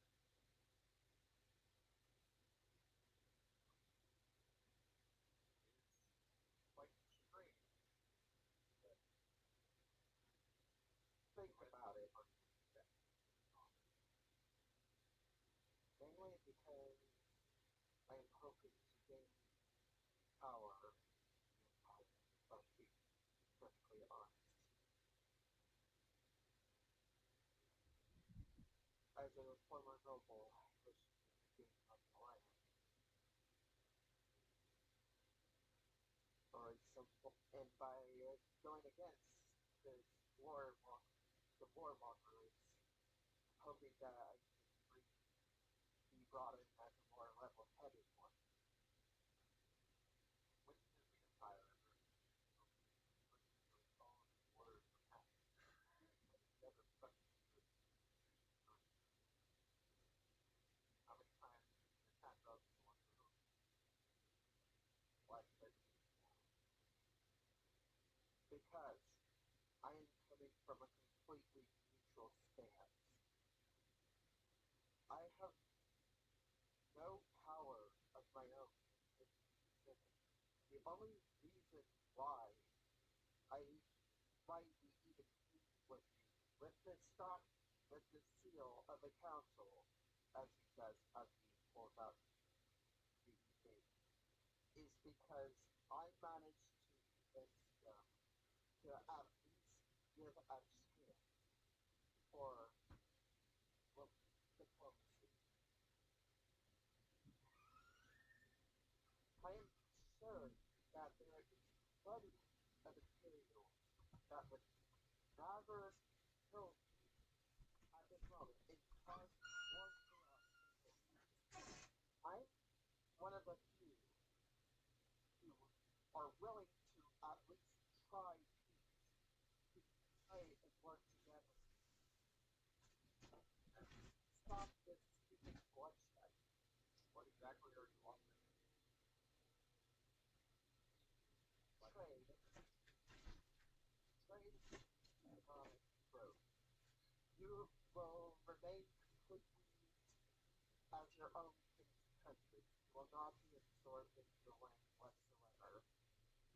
same as your own nation. Empire has no authority. Of course, you must empire. Of course, you will not be controlled by them. We can negotiate for their trade. We'll take from them what we want. And don't you think that Garrett, your attacks against them cause them to fear you? To cause them to resort to this, to unprovoked attacks against you?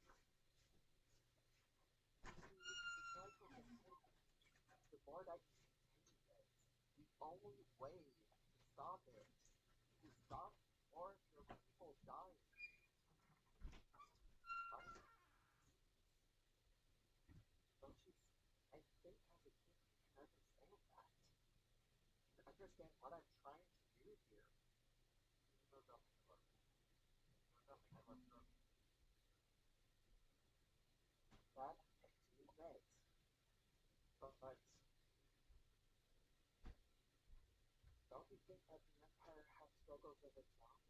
I am trying so hard to change it for the better. Not these stupid war games, these stupid poverty management, territory gathering, but reconsider constituting our own power within our region, giving freedom to slaves, and bringing more prosperity to its own citizens. That's the only thing I wish for. Is it optimistic? Sure. But what's the point of not even trying to make it possible? How to get it wrong?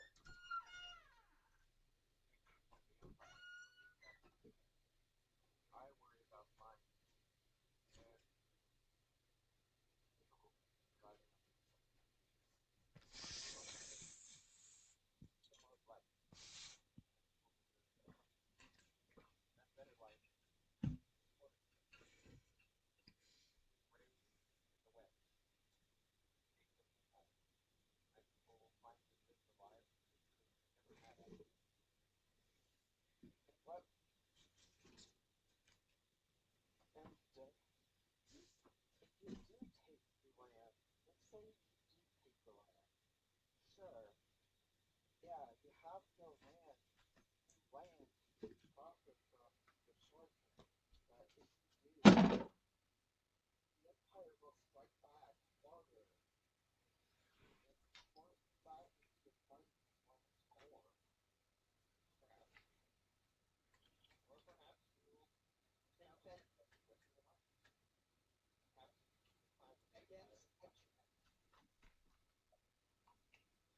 Do realize how powerful they got it.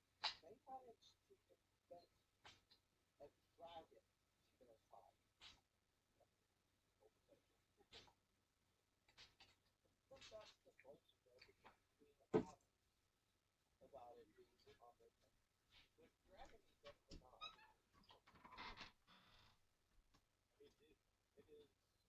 It allows you to pass for the moment. Okay. Number 21. It says,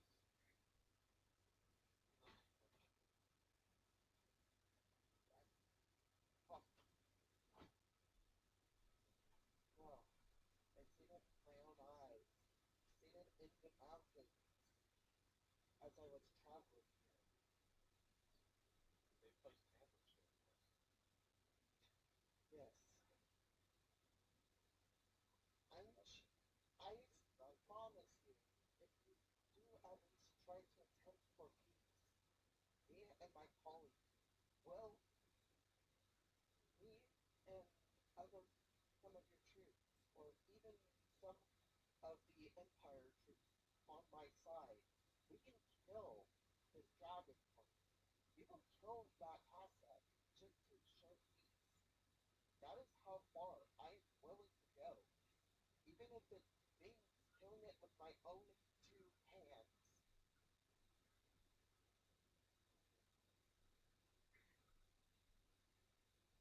I would be willing to retire. In truth, I have no desire to go to punch. I know how to go in line without strives to lead to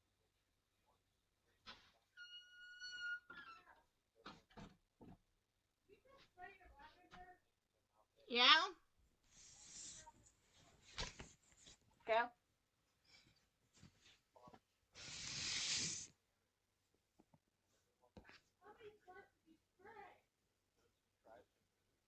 A few.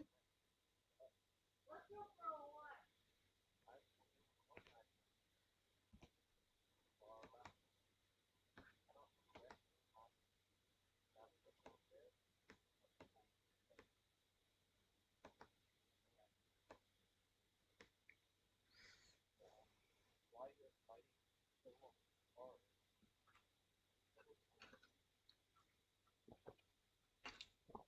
Perhaps can't give you, even though it may be hard, I might be able to give them territory concessions to you, or at least have like some of our people in the library that are great archaeologists and such explore this matter, see if there's any way we can fix your desert land and bring it back to prosperity. We are I'm willing to try anything to try and help you guys, even though you aren't part of the Empire, because I don't want to see needless violence and seeing people die. Well, I've seen many people fall when my own land fell. if you're capable of turning a desert into a grassland, then you're a greater man than I. But I suppose it is possible that it was never natural to begin with. Perhaps someone or something caused the desert to encroach upon our lands. I cannot say. My people know nothing of that sort. I'm not sure that I believe any guarantee that you could give me. But That is reasonable. But we will not make an expedition west as long as there's a dragon on us. In any case, it would be suicide. I suppose if you can do what you will for us. Otherwise, we'll be forced to attack Delos at least. I understand.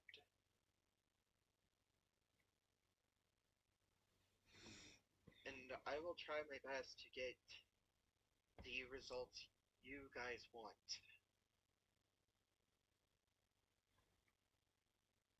I know there's a power-hungry noble that I'm planning to help take down that wants to just take your land from you. I'm trying to stop him. That is the reason why I came here. Why I risked putting myself in front of all your best guards and in front of you with no weapons just to try and talk.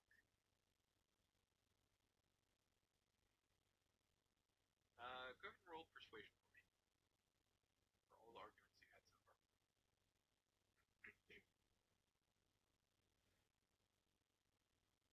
Not funny. Not damn it. The king seems to ponder for a moment. I could be persuaded to this particular disposition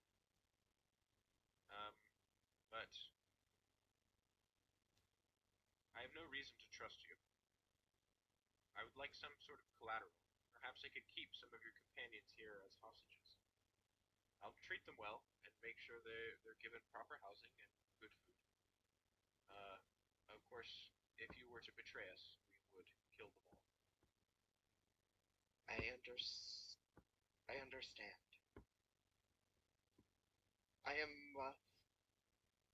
I'll ask if any of them are willing to stay. Very well.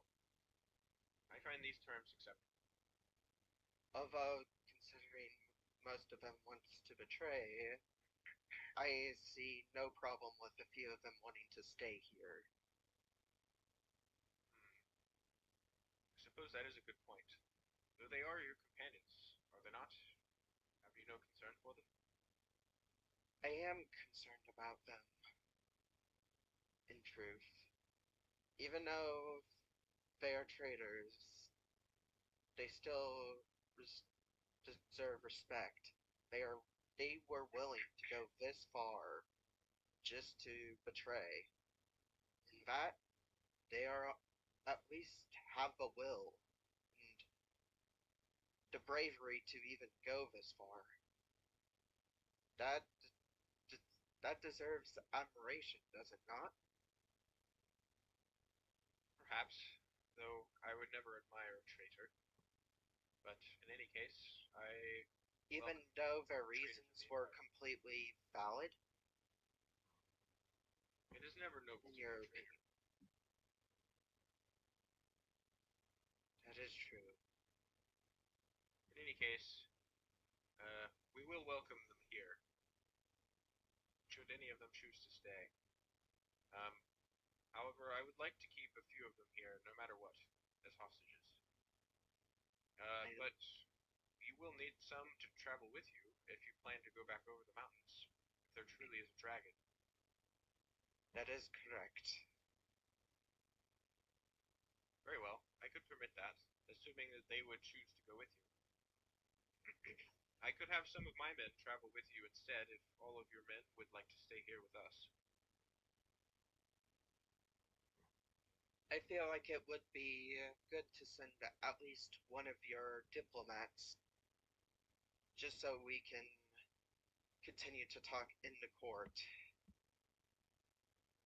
And so you have a representative of your own to talk of the terms you guys want. After all, I want this to be as equal as possible. Very well. I will arrange to have a representative sent with your party. And was there anything else? I guess I should give you the at least show you the. Is the seal like contain like a letter within for the king? There's no like letter. It's just like a wax seal stamp kind of thing. Like he stamped wax with his seal.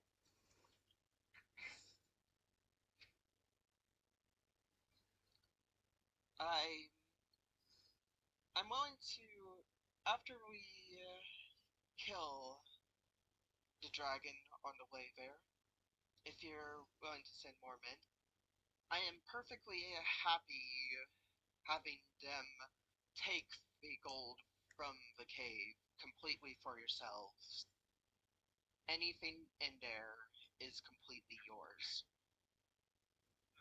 After all, considering that this dragon beforehand was also pillaging our caravans before the Empire tamed it, I am willing to allow you guys to completely take the spoils for yourselves. Very well. And he sort of talks to some of the men who are standing in the chamber in his native language for about a minute or so before turning back to you. That's it, and his men will accompany you, as well as one of my good diplomats, Gadu. 5 will accompany you, and any of the men that wish to return back to the Empire as well. We will take at least half of your men here as hostages, and any others that wish to remain here with us. Lloyd bows. I appreciate your generosity and the willingness to hear me out. Yes, you and your party are welcome to stay here in our camp for this night. We will offer you food and a place to sleep. I thank you, kind sir. He nods. Before Lloyd turns around and starts leaving. Alright? So you just leave the room? Yes. Okay. Well, Acid will follow you out, and obviously make your moves to stop. Alright, so Lloyd, you walk out of the throne room with Acid, and you find your weapon tools waiting for you. That leads you all of you back out to the front of the city, where I guess Usopp, Luna, and the rest of you guys are all waiting still, right? Yeah, we're still waiting. It's only been like 30 minutes, so I would have just about been able to, I would have probably looked, arms a little bit before this and been like, can we graze our horses just a little bit down the way? Roll persuasion. No problem. I feel like it's a little bit easier saying that they have 17. They nod and allow you to graze your horses, but they'll stay behind you, watching you. Perfectly fine. All right. So you're like slightly outside of the city now, but still within sight. Okay. With the guards watching when you see Lloyd riding back out on his white horse with the Adari that led him into the city. They begin to ride over to you. Well, we're just gonna gather everyone up and ride back. No, we're going to be staying here for the night. I expect good news then. I have managed to, even though you guys are traitors, I managed to convince the king on to agree to a truce for now. We're going to have, I'm going to have a diplomat travel back with me to the Empire to speak on equal terms with the Empire about what they want.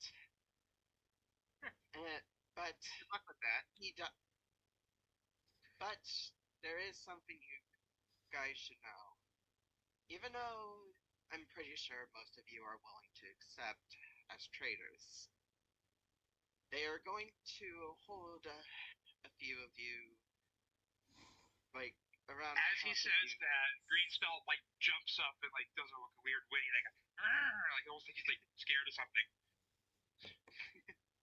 He's asking half of you stay here as bartering ships to make sure that I do not betray him, which I have no intentions of doing.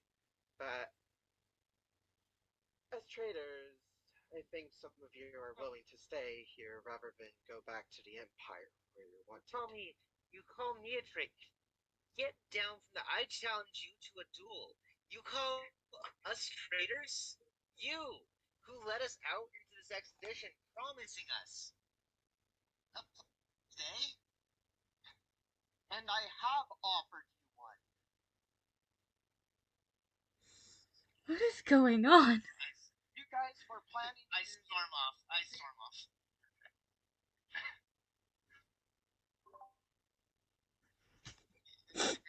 I've been listening and just going, what the heck is going on?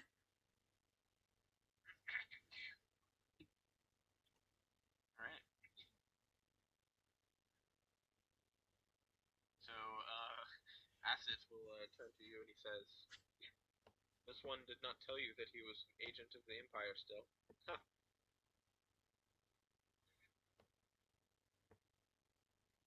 Yeah, did I need to roll deception for that, or? Uh,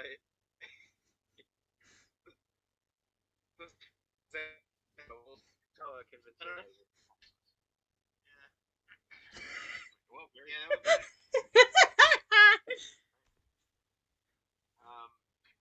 So the Adare will turn to you and say, "Any who wish to stay with us are welcome, of course.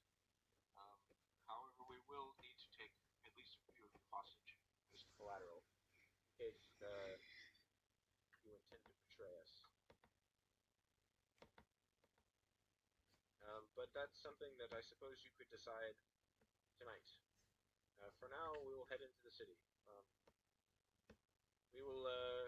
We'll leave your weapons here. I'll have some of my men guard.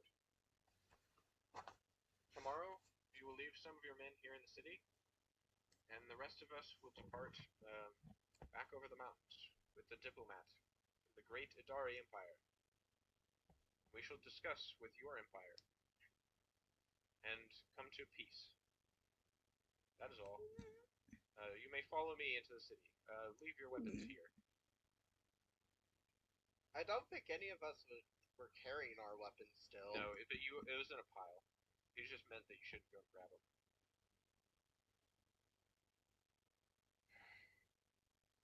All right.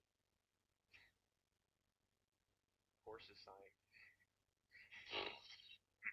All right, so you guys head into the city. They offer you some food and a place to sleep.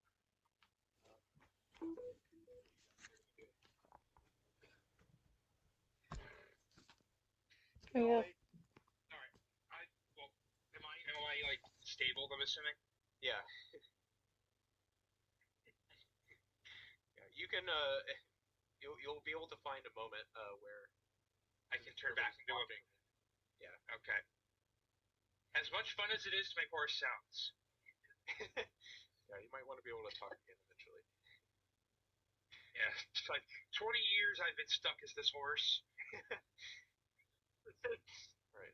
Yeah. So you turn back into a human and sneak out of the camp, or sneak out of the stables, I mean, and find your way to the rest of the group. Okay. So you guys are just gonna eat, and then they set up some tents for you. So what are you guys gonna do while you're here? I turn over, I look to Lloyd, and I'm like, well, now what? Well, some of us is going to have to decide to stay here. I don't think you understood my question. I was there in the. What are we going to tell the captain back at Delos? They are expecting a dead king. To say that we are instead offering peace would be, at the very least, treason, if nothing else. As much as I hate to admit it, we're going to be wanted men no matter where we go and what we do. By at least somebody. Or the dragon, for all they know. He could be like, "Oh, I don't get my treasure. I'm going to incinerate you. Or freeze you to death." Or, we faced the what's the thing called? Aboleth? Aboleth? We faced the Aboleth. Are you saying that you're scared of a little dragon? I'm not scared of a dragon, don't get me wrong. I'm not worried about me. Because if we kill this dragon, then, well, so you're suggesting if we kill this dragon, both sides will be appeased. I don't think so. Forgive me if I'm being cynical, but something tells me the peace will not be easily brokered amongst the two, especially when we promised the other empire their head. I never said that we were promising their head, per se. I'm just saying. Now we have two seals of. Okay, let me butt in here real quick. This is getting heated. We have two seals of approval from people who are trying to get peace from the side. These seals of approval are in our favor, saying we have technically okay. So we have 4 seals of approval. 2 of them saying that they want peace. 2 of them say that they want their heads. With that, and if we show up with, let's just look at this realistically. We show up with an entourage saying that yes, peace can be brokered. Okay, that's fine. We have 2 people on our side out of what it was there, 9 or 10. Odds aren't in our favor, but the fact that we came back with a truce in mind may weigh some favors. That's fine.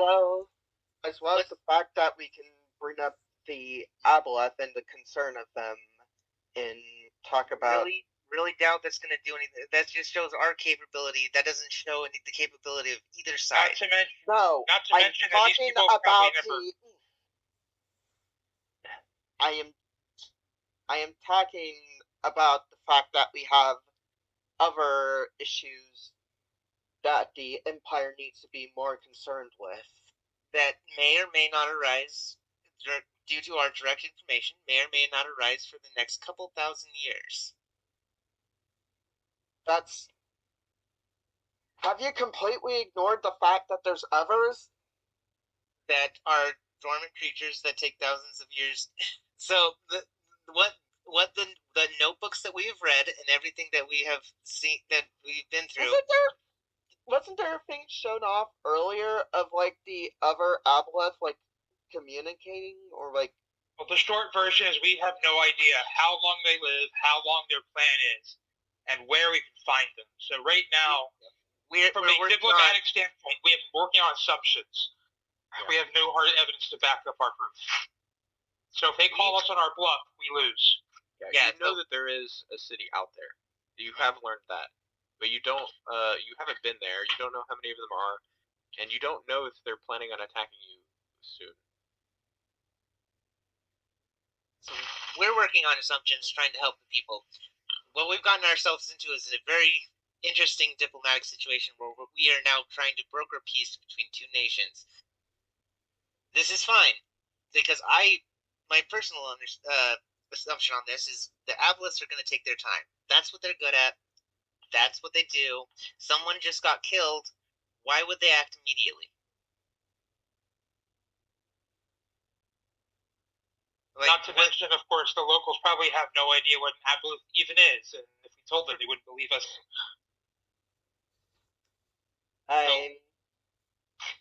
We can work on these basic terms. I'm also. Sorry. Go ahead. Plus, if we do have at least a truce here, it opens up forces for the expansion elsewhere that they want to do so badly.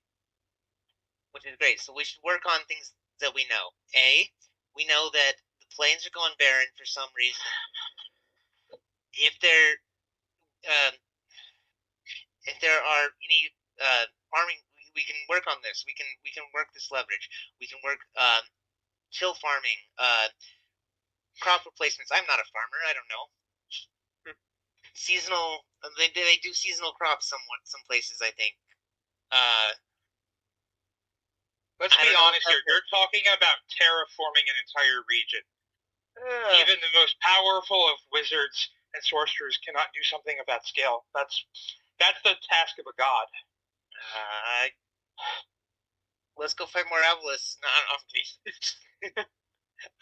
I'm not trying to be pessimistic here. I'm just trying to be realistic in what we can expect. And I'm trying to be realistic. Yes, but they just mentioned how it just suddenly stopped one day while I was talking to the king. It wasn't always like this, but just we have no idea how long ago this happened. It could be several generations, 100 years, 200 years. The world is constantly changing shape. For all we know, there could be some unknown phenomenon that we have no control over, and all of a sudden, grassland becomes desert. Mountains become valleys. You're right. So let's get back to what we do know and what we can use against. What are the things that we can use for leverage? We know that both sides want to expand. We know that both sides one side needs resources. We know that the other side wants to expand. What we know why the other side wants to expand. Isn't that what empires do? They get bigger, they expand. That's kind of in their nature. So what can we think of that would allow a city to maybe let's look at it diplomatically. Vassalize. If they were to become a vassal, what can this desert offer the empire? I think you misunderstand. The king said under no condition is he willing to be Offer under land. offer land or be under the influence of the empire of any variety. So I was not there. I apologize. yes, so we can't simply force their hand into negotiating because surely the empire will not agree to share power. It is not in their nature.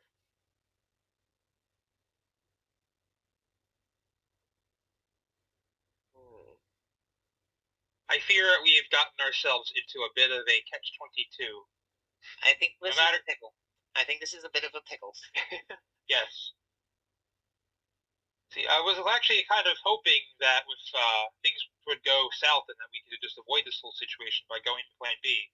But clearly, while good for the short term, I don't know how we're going to get out of this if we do.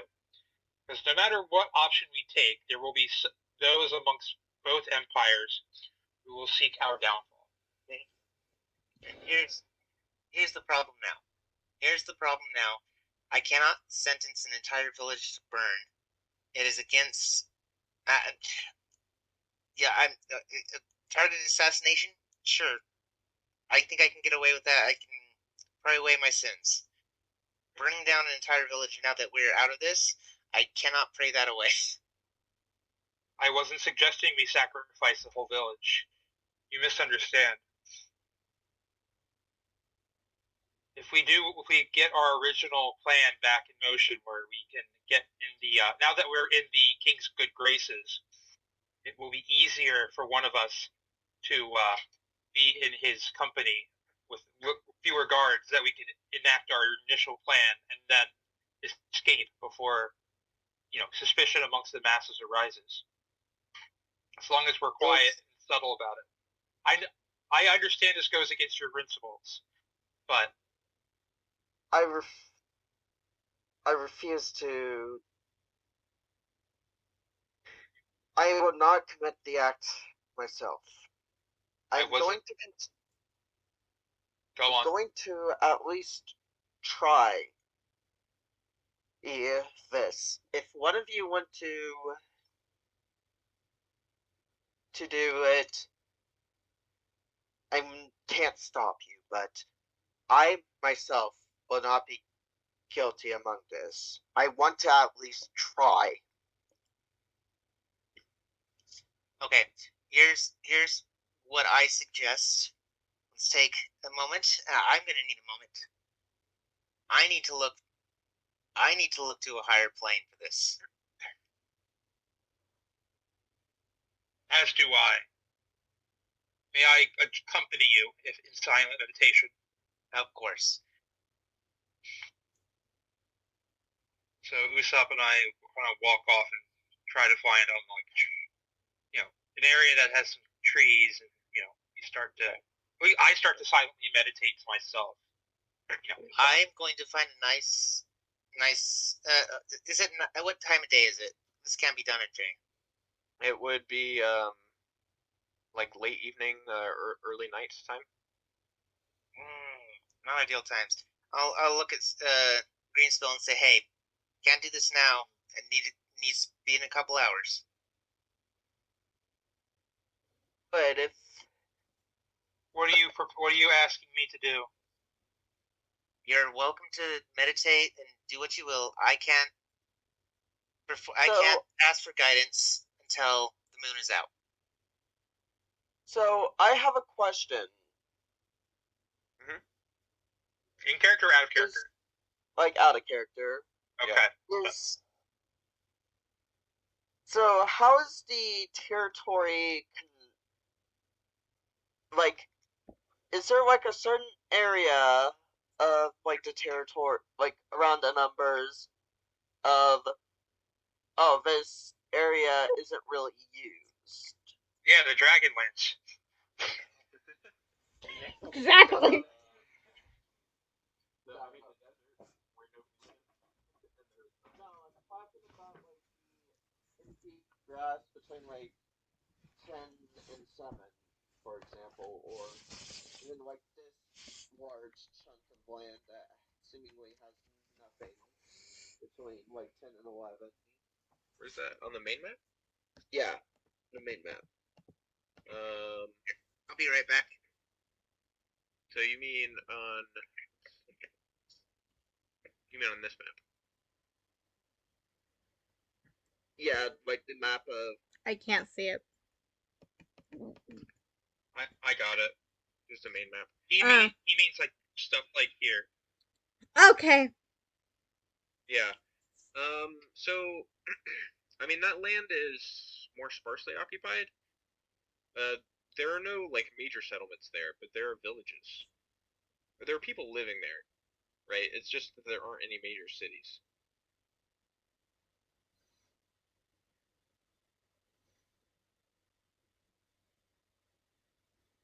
What I was thinking of doing is basically just kind of like have the Empire be convinced of handing over a certain like territory, so like a small territory where they can actually grow stuff. Neither side was willing to concede territory. I don't think you understand, or if you do, you seem to want to ignore it. This is an empire. They're not willing to show their weakness by ceding land, even if it is for good reason. Although here's the thing: if a war does break out, it's going to be two-pronged. Like they can assault from either side into the territory. Basically, if the other if they want to break the truce, they're going to put all of their resources or like stuff that's aligned for self-sustainment at risk. Are you talking? Are you saying the Empire, or are you saying the barbarians? The barbarians. Meanwhile, case, the Empire. I personally speaking, I think the Empire, based on what I've heard, the Empire is the more likely of the two to break any agreements. To be perfectly blunt, my journeys have given me a somewhat distrustful view of the Empire and its governance. And I'm hoping to change that.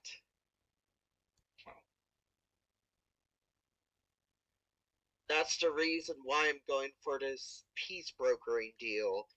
If we just kill it, then we're just putting someone who wants to gain more power under control. However, if we can broker peace, then I'm gonna be in, and I can start trying to make changes.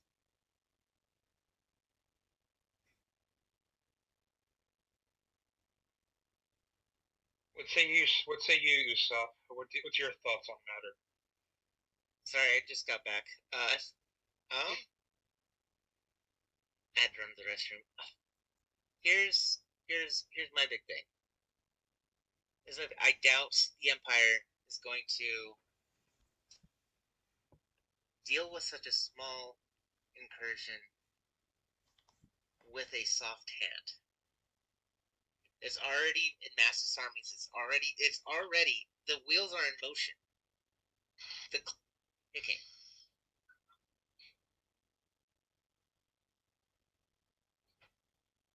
That being said, we can buy time. Time for what? I don't know. But time seems to be the only thing we can buy. Yes, it seems that we are in a situation where we have an unstoppable object against an immovable force. Unfortunately, Neither side. that movable force is weak. Yes, well, don't tell them that. Yeah. We do have on our. Hey, we actually have a bargaining chip here that I didn't think of. And what that might be.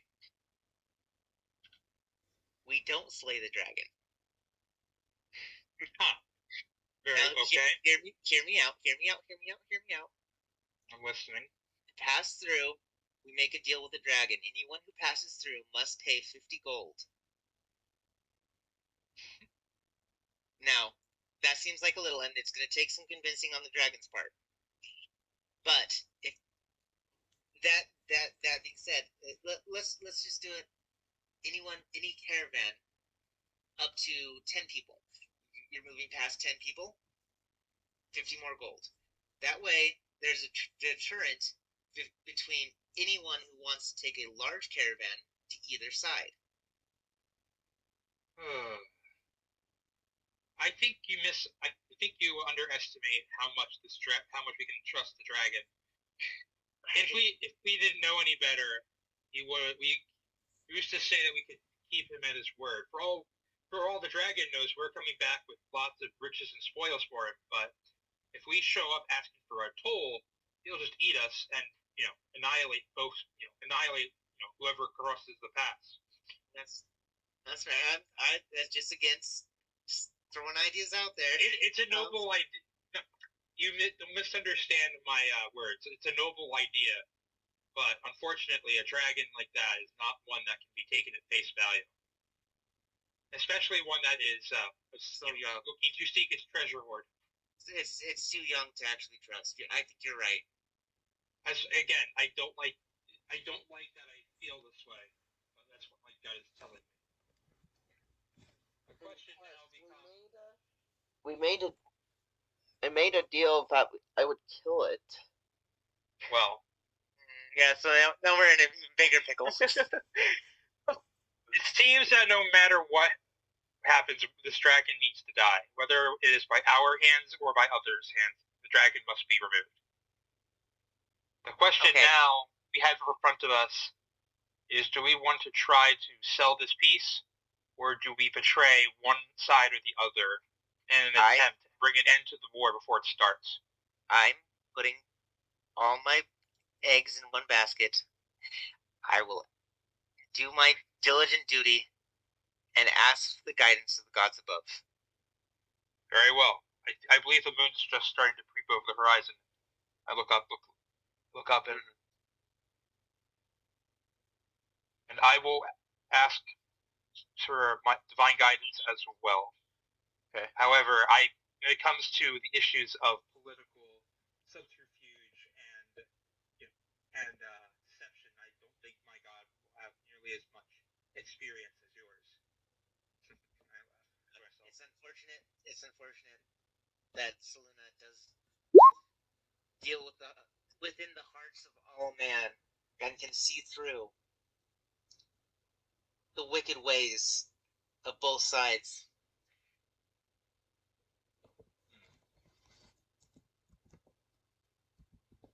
I say it's unfortunate because she does pick favors. I'm not one to, but I will follow her. I will follow her orders to the letter.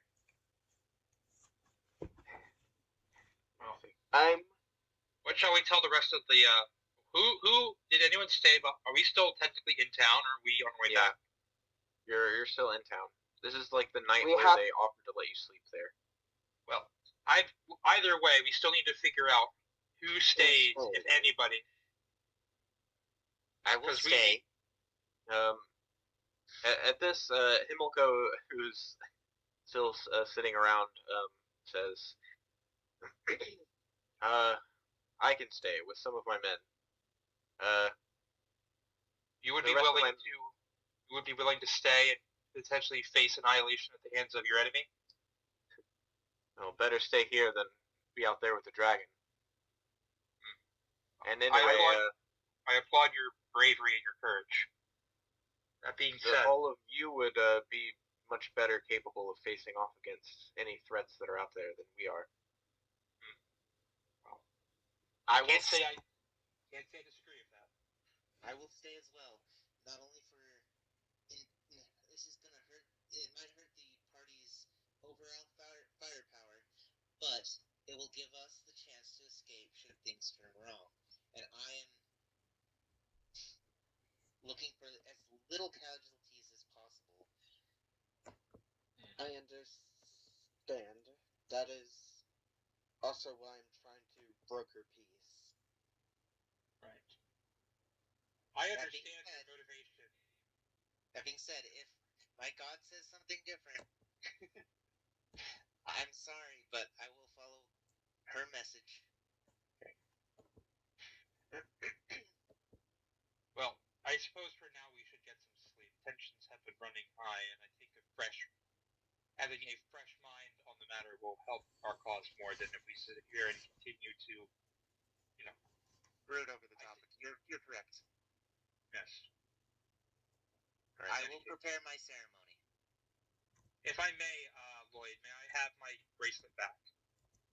Lloyd nods before taking it off and handing it back to him. Thank you. Right. And also keep in mind that we'll need our weapons if we're going to fight the dragon. We still have our weapons being held guard by the barbarians. So unless you want to go and fight the dragon hand to hand, then we might. I'm pretty sure the group of us that are leaving are going to be given back our weapons. I hope so. I mean, I personally don't need weapons, but I mean, I think you might. Obviously, you will need them if we were to succeed. All right. Well, I suppose we shall. It would be good to get some rest and discuss this again in the morning before we depart, if we depart at all. Who knows? Yes. Oh. All right. This whole thing makes me quite uneasy. Luna, are you praying for anything in particular? Guidance or She's praying for guidance, yeah. in what respect? I suppose. Like what specifically? And about the Pacific situation. Like about in terms of like who to help or whether or not peace is possible or yeah, pretty much. okay. With the 21,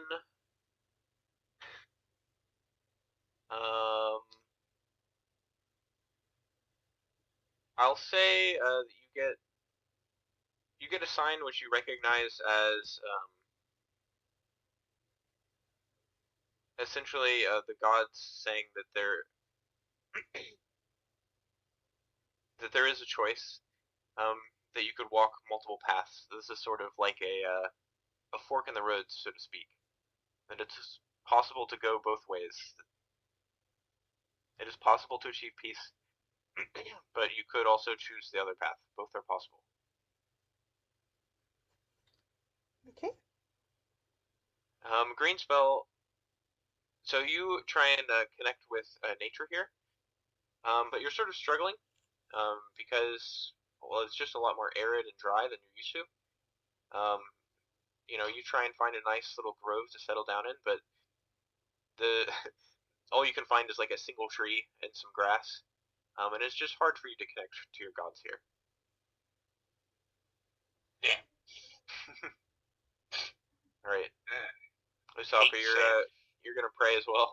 I am, but here's a question for the DM. Yeah. If I if I come up with a nice speech on the spot, will you lower the difficulty? Yeah. Okay. Sure. Oh God. Okay. No pressure. No pressure. I'll go out. Set up the incense. Set up the brazier, light the fire, look up the moon sky. One who pierces the veil, who guides those in the middle of the night, who sets the path those seeking retribution. I ask you, can we... Is this all to folly? Are our choices mute, or is there a clear path? Choices lie between us.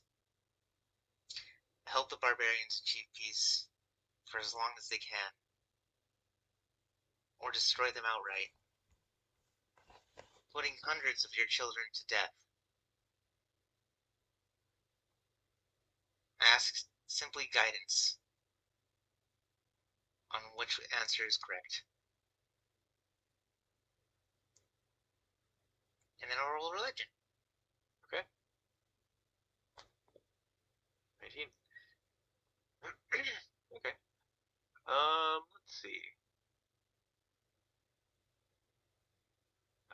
So Usopp, you think that you can hear sort of faintly in the back of your mind, a voice speaking to you, as you do occasionally hear the goddess Seluna speaking in the back of your mind. You hear the words, peace is always an option, but it is not an easy path to walk.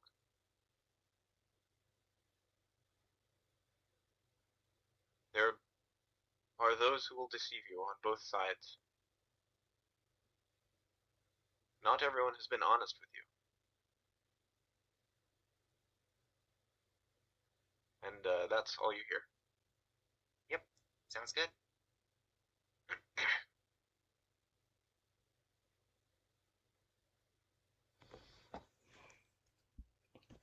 Alright. Anything else anybody wants to do before we pass to the next day?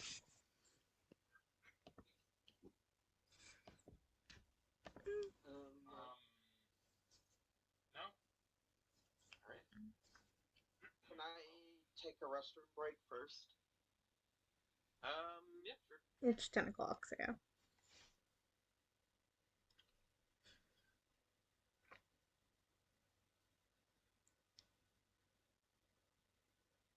By the way, Panda, out of character, if they do end up going back all the way to the capital, you might not want to stay here in Kusara, considering you'll be out of the game for a long time.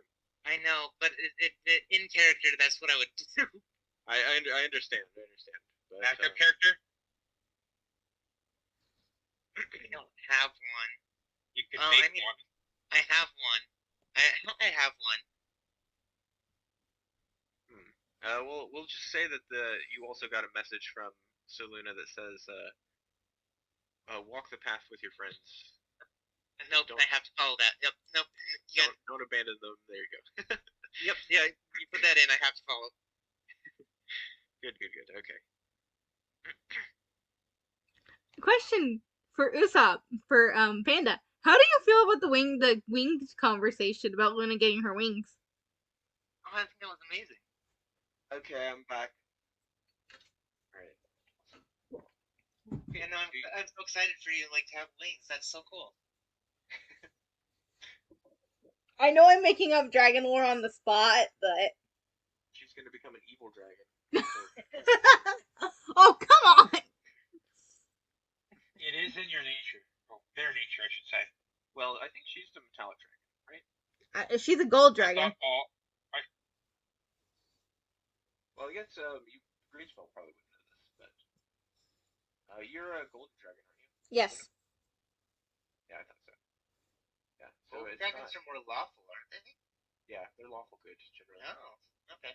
But also, it's not with Luna's kind of pyromaniac tendencies. That's why she's a That's why she's a chaotic good.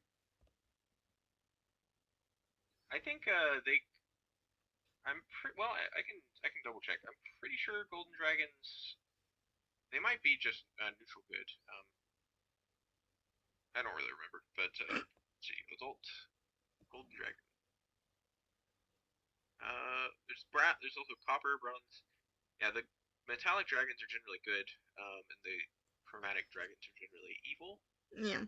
Yeah, copper are the ones that are good. Anyway, Greenspell wouldn't. You would know that, but Luna would probably know. Yeah. Anyway, moving on to the next day. You guys all wake up and you gather up your supplies. I want to tell Luna to tell them what she saw in her prayer. Okay. So you guys all meet up a little bit before the Adari come and you have to make a decision. So you'll have a little bit of time to talk. Figure out what you're going to do now that it's morning. So, the easiest way to do this would just... I start by saying, I've had a revelation. I must stay with you all. Really? Let's let the sun change. The god wishes, Luna wishes that I stay with friends, as she called it. Seeing as I've known you all the longest, I guess we're friends now. That being said, the revelation is spoken. Peace is not going to be our easiest task. There are many that have lied to us on both sides.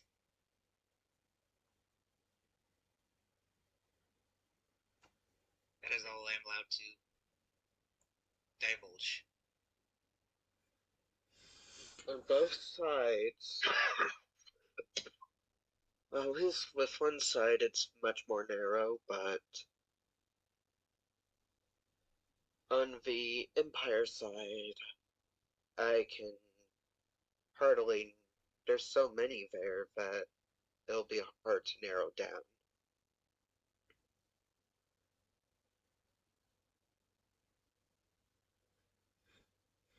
Luna, it seems you have something to say. We're at a fork in the road, pretty much. As what my gods pretty much told me.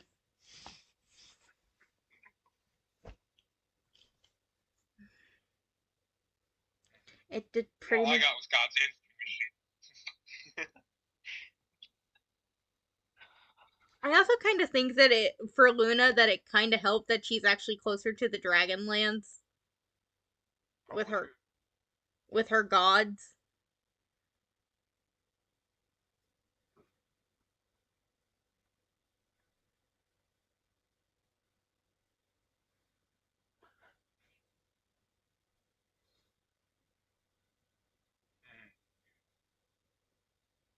What about you, Greenspell? Did you get anything? Well, I told you, I basically got the answering machine. Oh wait, what's an answering machine? Oh, I don't know, I heard that.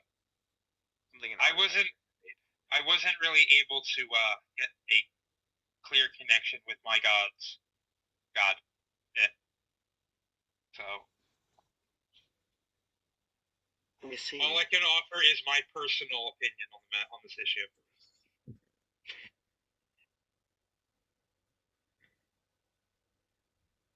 I will say this though, I think we can all agree that getting rid of this dragon is something that will benefit both sides.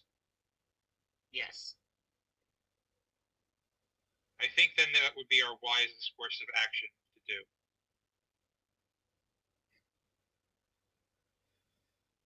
We can spin this, I think. Really? I think we can. What do you mean, spin this? It has to be done anyway. We promised one side. There's look, we tried the diplomatic approach. We've got the dragon to let us pass. We then promised the eradication of the dragon to one side, and basically promised, which we basically promised the other side the dragon would be gone by the time we got back. Both So sides you- now think we are dragon hunters. We can spin that in our favor. So you're proposing we take the Gordian knot approach? What? You don't know what Sorry. that is, do you? The Parlez-vous Gordian français? knot? Parlez-vous français? The only fantasy series I was really not a into. fantasy. It's before- not. It's Greek. All right. It's I where was you put the. thinking- It's where Alexander the Great put his sword into a giant knot and then ripped it. Oh. He was tasked with untying a giant ball, a knot ball, and instead of actually doing it, he just took his sword and cut it straight down the middle. Short version is taking the easy path out. Just Right. brute forcing our way through it instead of being smart. Right. Is that what? It's basic. No, this is the smartest approach because both sides are going to see the deed done. Both sides are going to know that both sides are going to know that we parentheses are true to our word. Right. And so both sides will know that we have so this is just going to give us a little bit more leverage. Just a little bit. It's not going to be much. Well, if it's something to work with, then I'm all for it. Luna, are you going to have any reservations killing one of your own? Honestly, I don't see a way of avoiding it this time. I ask not. Well, if you wish not to sully your hand with the deed, then we would not think less of you if you wish to stay in Kusara or return to the Dragonlands. I do not wish to bring such a, make you face such a difficult decision unless we absolutely had to.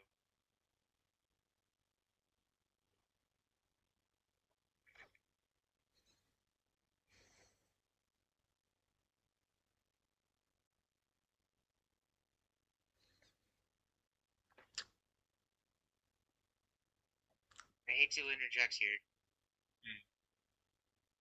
As Seluna guided, I must stick with my friends. Thus being all of us. Well, what happens if one of us decides that to take a different path? I'm not suggesting that anyone will, but what would happen if one of us decided to pursue a different, direction? What would you do then? I must persuade them back. And if they choose not to listen to reason, would you force their hand, metaphorically? I would not speak on the subject. Clearly, this is all hypothetical. Apologies if this brings any what's the phrase?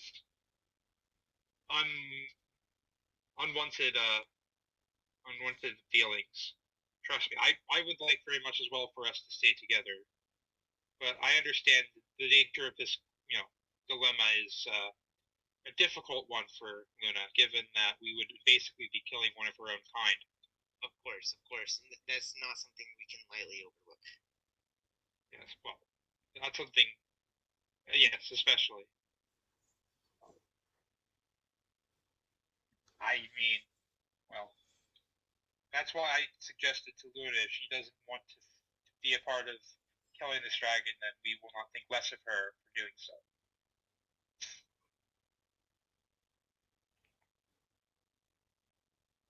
What say you, Luna? Will you join us?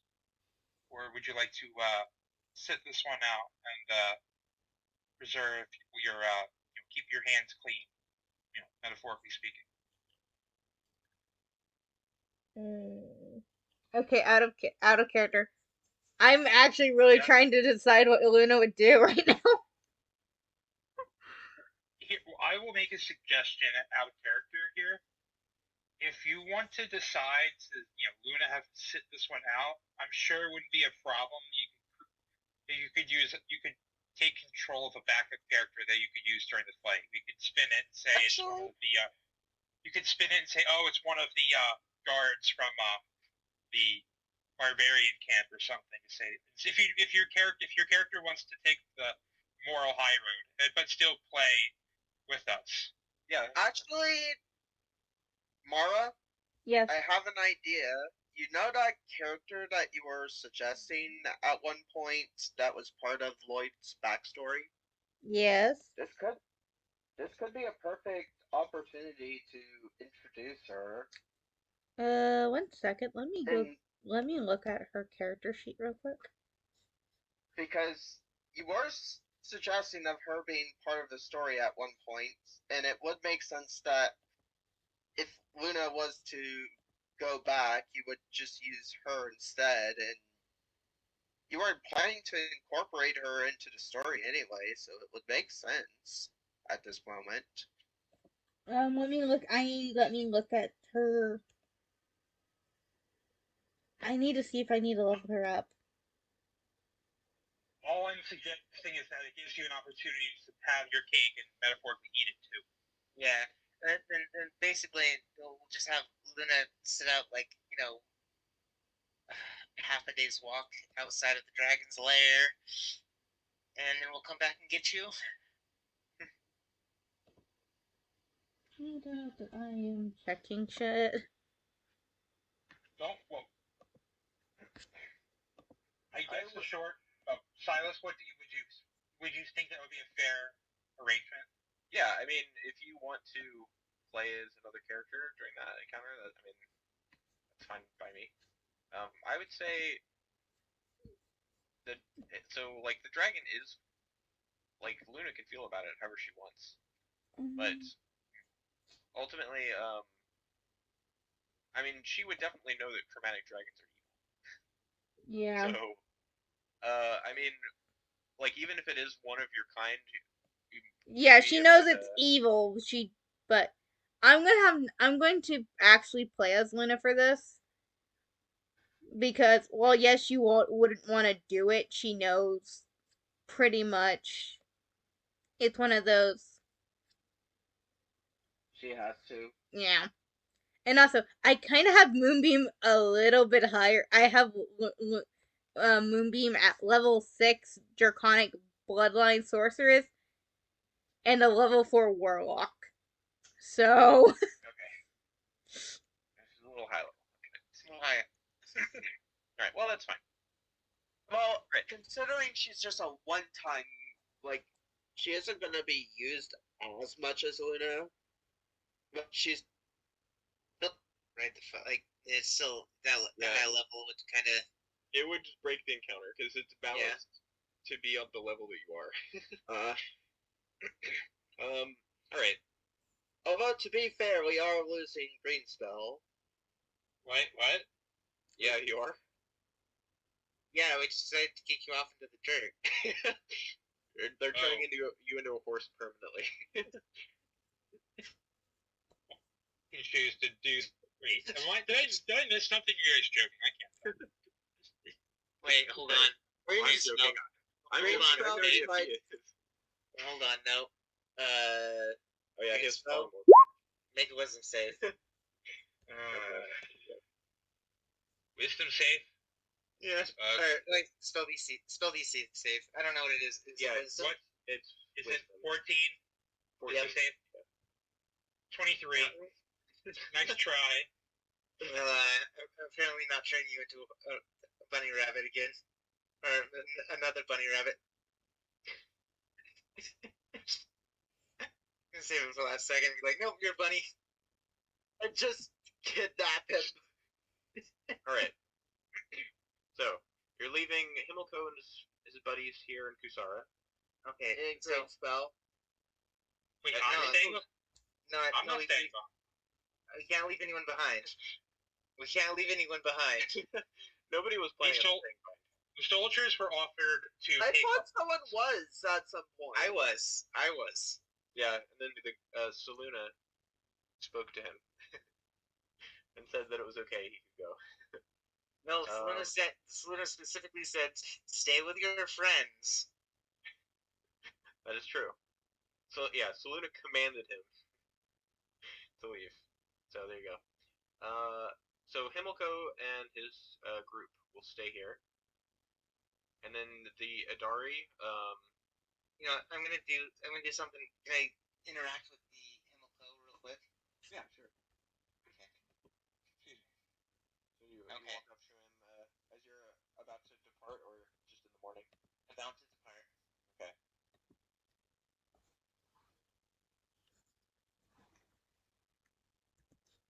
I know this isn't how we should depart. I have received Selena's blessing, but I must stay with my companions. I wish with all my heart that I could stay with you. Well, if the goddess Saluna commands it, you could hardly disobey. I cannot. What I will give you is all my gold as a peace offering. I will be back for that gold. I see. That's quite generous of you. But I'm sure we have no need of it. I know you have. I know you have no need of it. That's why it's much more important that I come back. I see. Well, You are keeping this safe for me. You understand? You are not to spend a penny. Maybe you can spend some silver for some booze. I'll let you that. You treated me. very well. But I must say, if the goddess Saluna is watching over us, I think we'll be okay. And anyways, I and my men are pretty handy with a sword. I think we'll be okay, even if we get into a scrap. And that's why I'm giving this to you. Or push comes to shove, you are now entitled to find me and give me my gold back. And I expect you to find me. Of course. I'm sure You this won't be the understand. last time we meet. Good. You are to get out of here alive. You are not allowed to die, and you are going to give me my gold back. Do you understand? Of course. I hand him 149 gold. He takes it and he says, 140 gold. It's all I have on me. This is quite a lot. I'll keep a good eye on it for you. You better. Maybe if you're lucky, I'll invest it for you. When you get back, it'll be double. Ooh, great chances. I like that idea. Tell you what. You give me a penny more, a gold piece more, and your drinks are on me for the week. Sounds only fair. Well, You give me double, and you know, I don't know what to promise you. I'm sure you'll think of something. You can have my boots. Just be careful if you're facing off against that dragon. Of course, we'll always be careful. Now you be careful too. I expect that gold back. I'll keep a good eye on it. All right. Safe travels, Usopp. Safe travels. All right. So all of you, you head out with the Adari Asset and his men, as well as Kadu, the emissary, right? There's nothing else you guys want to do before we leave? Well, we should probably ask for our weapons back.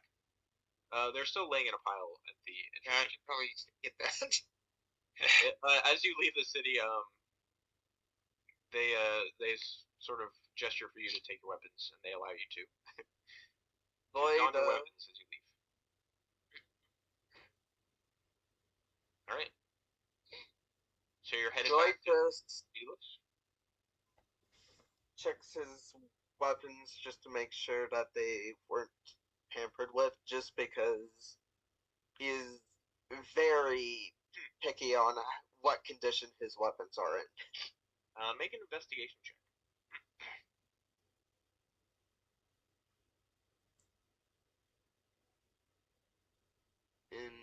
Investigation. Damn it. 5. It looks normal. Right. So you guys are headed across the plains back to Delos? I'm guessing we're taking the main road this time. Oh yeah, why were we taking the other route at this point? Yeah, seems like the best option. Right, so you guys take the main road back. With the Adari now with you, they're able to hunt for food and find water. They know the local area well, so you won't need to make any survival checks while they're with you. And so after about a week or so of traveling, slightly more than a week, mark that off the calendar. Also, by the way, it's now midsummer. do you you think guys are now within sight of Delos. do you think this is a good time to leave off? Because I'll be honest, I'm getting tired. I need to take a bath. I mean, we can end for the night if you guys want. It's up to you guys. And I feel like we made some pretty good progress. You know what I mean? That's up to you guys. I mean, I would like to keep going, but if other people want to stop, then we can stop. Panda, thoughts? I usually try not to have any. Gotcha. Smart plan. I'm always down to keep going, but if we're stopping, we're stopping. That's fine.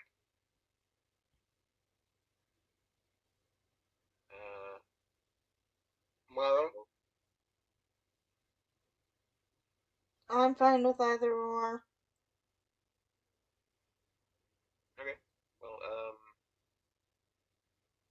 we can keep going for I don't know, like 15 minutes or something. Keep going just a little bit longer. You guys getting into Delos and then getting to the foot of the mountains. I'm just done with hearing politics. I mean, listen, you guys had I gave you so many opportunities to just go in and murder him, so that is not my fault. I was going to comment, like, we could have just, assassinated him. down? You're choosing the politics at this point. Yeah, we literally chose politics. I feel like that was mainly because of me. Yeah, mainly because of him. I feel like everyone else in this party would have been willingly just killed him right then and there. That was. We were ready for the boom, and then the boom just never happened. Like, 3 of us were just waiting for it to backfire. Okay. I know, I made all those battle maps and everything. But, This is what I mean, is by, like, Mara Jade absolutely hating the fact that I can just ruin RP ideas while staying perfectly in character. It's okay. I'm watching as you dig yourself more and more into a hole from which you cannot escape. Yeah, as you make impossible promises to every single side you encounter, eventually that's gonna come back to bite you. And it's his doing! It really isn't the other party members. Yeah, I mean, eventually there will be combat, because you keep making promises that I think are probably not possible to keep, but I guess we'll see what happens. Honestly, I'm very much gonna have it to when the queen meets Lloyd and she just hears all of this. Just smack Lloyd up the top of the head. I think it would be funny as hell. You put a backup character in place. You put it like everything like perfectly aligned, so you could do a suicide. Like it was all perfect. And then you're just like, no, we should probably not do this. You know what? It's probably fun. I know, yeah, he went into to pretend to talk to the king, and then he actually just talked to the king. Well, That's the worst part. Also, my backup character is actually. You want to know who my actual backup character is? The one that's actually at our level. You want to know who it is? Yep. MacGuffin. Nope. MacGuffin? Is it what's her face? Sorry, I'm blanking on her name. The one in my campaign? No. Oh. I do have a backup character. Oh, didn't you already establish it was Moonbeam? She is a villain, and she's overpowered for our level right now. Are you gonna tell us what her actual backup character is, or are you just gonna leave us in the dark? Yeah. Her name is Look. I'm my fucking. Her name is Granite. Granite. meanwhile, I'm pretty sure you know what my backup character is. Yep. I think you could have lived if you had assassinated the king. I don't think you would have taken back the character. Probably. Yes, but considering after the fucking shark incident, We're not I'm in the not water. You're taking any fine. chance. Yeah. I'm I not think taking that- any chances. I think that encounter scarred him. Yeah. That's true. Now he just As a Fire Emblem player who has done Iron Man's, I am after that fucking thing. I'm just going like, no, it's always good to have a backup plan. You mean, just fair. activated my fucking Iron Man mode of always having a fucking backup plan. To be fair, Luna almost died in the mountains of hypothermia. To be fair, Luna almost died like 4 or 5 times after I started. I don't we think she was wheeled ever. we wheeled her out in a cart unconscious after she lit the thing on fire. I don't think she was like she went down, but I don't think she was ever like Almost dead. Yeah. That's fair. Yeah. That's fair. But she went down like at least 3 times since I've been in this campaign. I mean, that sounds about right. Yeah. All right. Still, you activated a Iron Man player's backup plan management. So now we're going the pacifist route of never get into combat and you'll never die. Well, I didn't want to shock the Possibly. you'll get into combat eventually. I want to blow things up. You can't keep making promises to people and then expect that to not. Oh, don't worry. I'm pretty sure we're gonna end up fighting a dragon either way. I can't talk And maybe my way the out of that Empire one. at this point. And I was also gonna the say, Barbarians. it's gonna be like that scene from, it's an old movie, but the Blues Brothers at the end where they're being chased and the police, like, they're being chased by like every group of characters, like the police, the neo-Nazis, Yeah. the mafia, Yeah. You know. like everyone's after them. Yeah. Granite is just like, I am We'll see what happens. staying the fuck outside of I politics. love the amount of shenanigans I'm causing. You love it now until Lloyd gets. Until Lloyd gets killed. Or one of us has enough of this shit and hangs him. Yeah. Or that. Alternatively. Well, I mean, no, I don't think, I'm joking, I wouldn't do that. Luna would. That's in character. Luna might, will light him on fire. Although I will say that if Lloyd does die and Niner becomes my character, you will not have to worry about diplomacy as much. Alright. Well, So it's the base. you guys arrive back in Delos. So where are you headed now that you're here back in town? Okay. And now we have to go to the guards. Without your accompaniment, and also with a bunch of random barbarians who you didn't have before.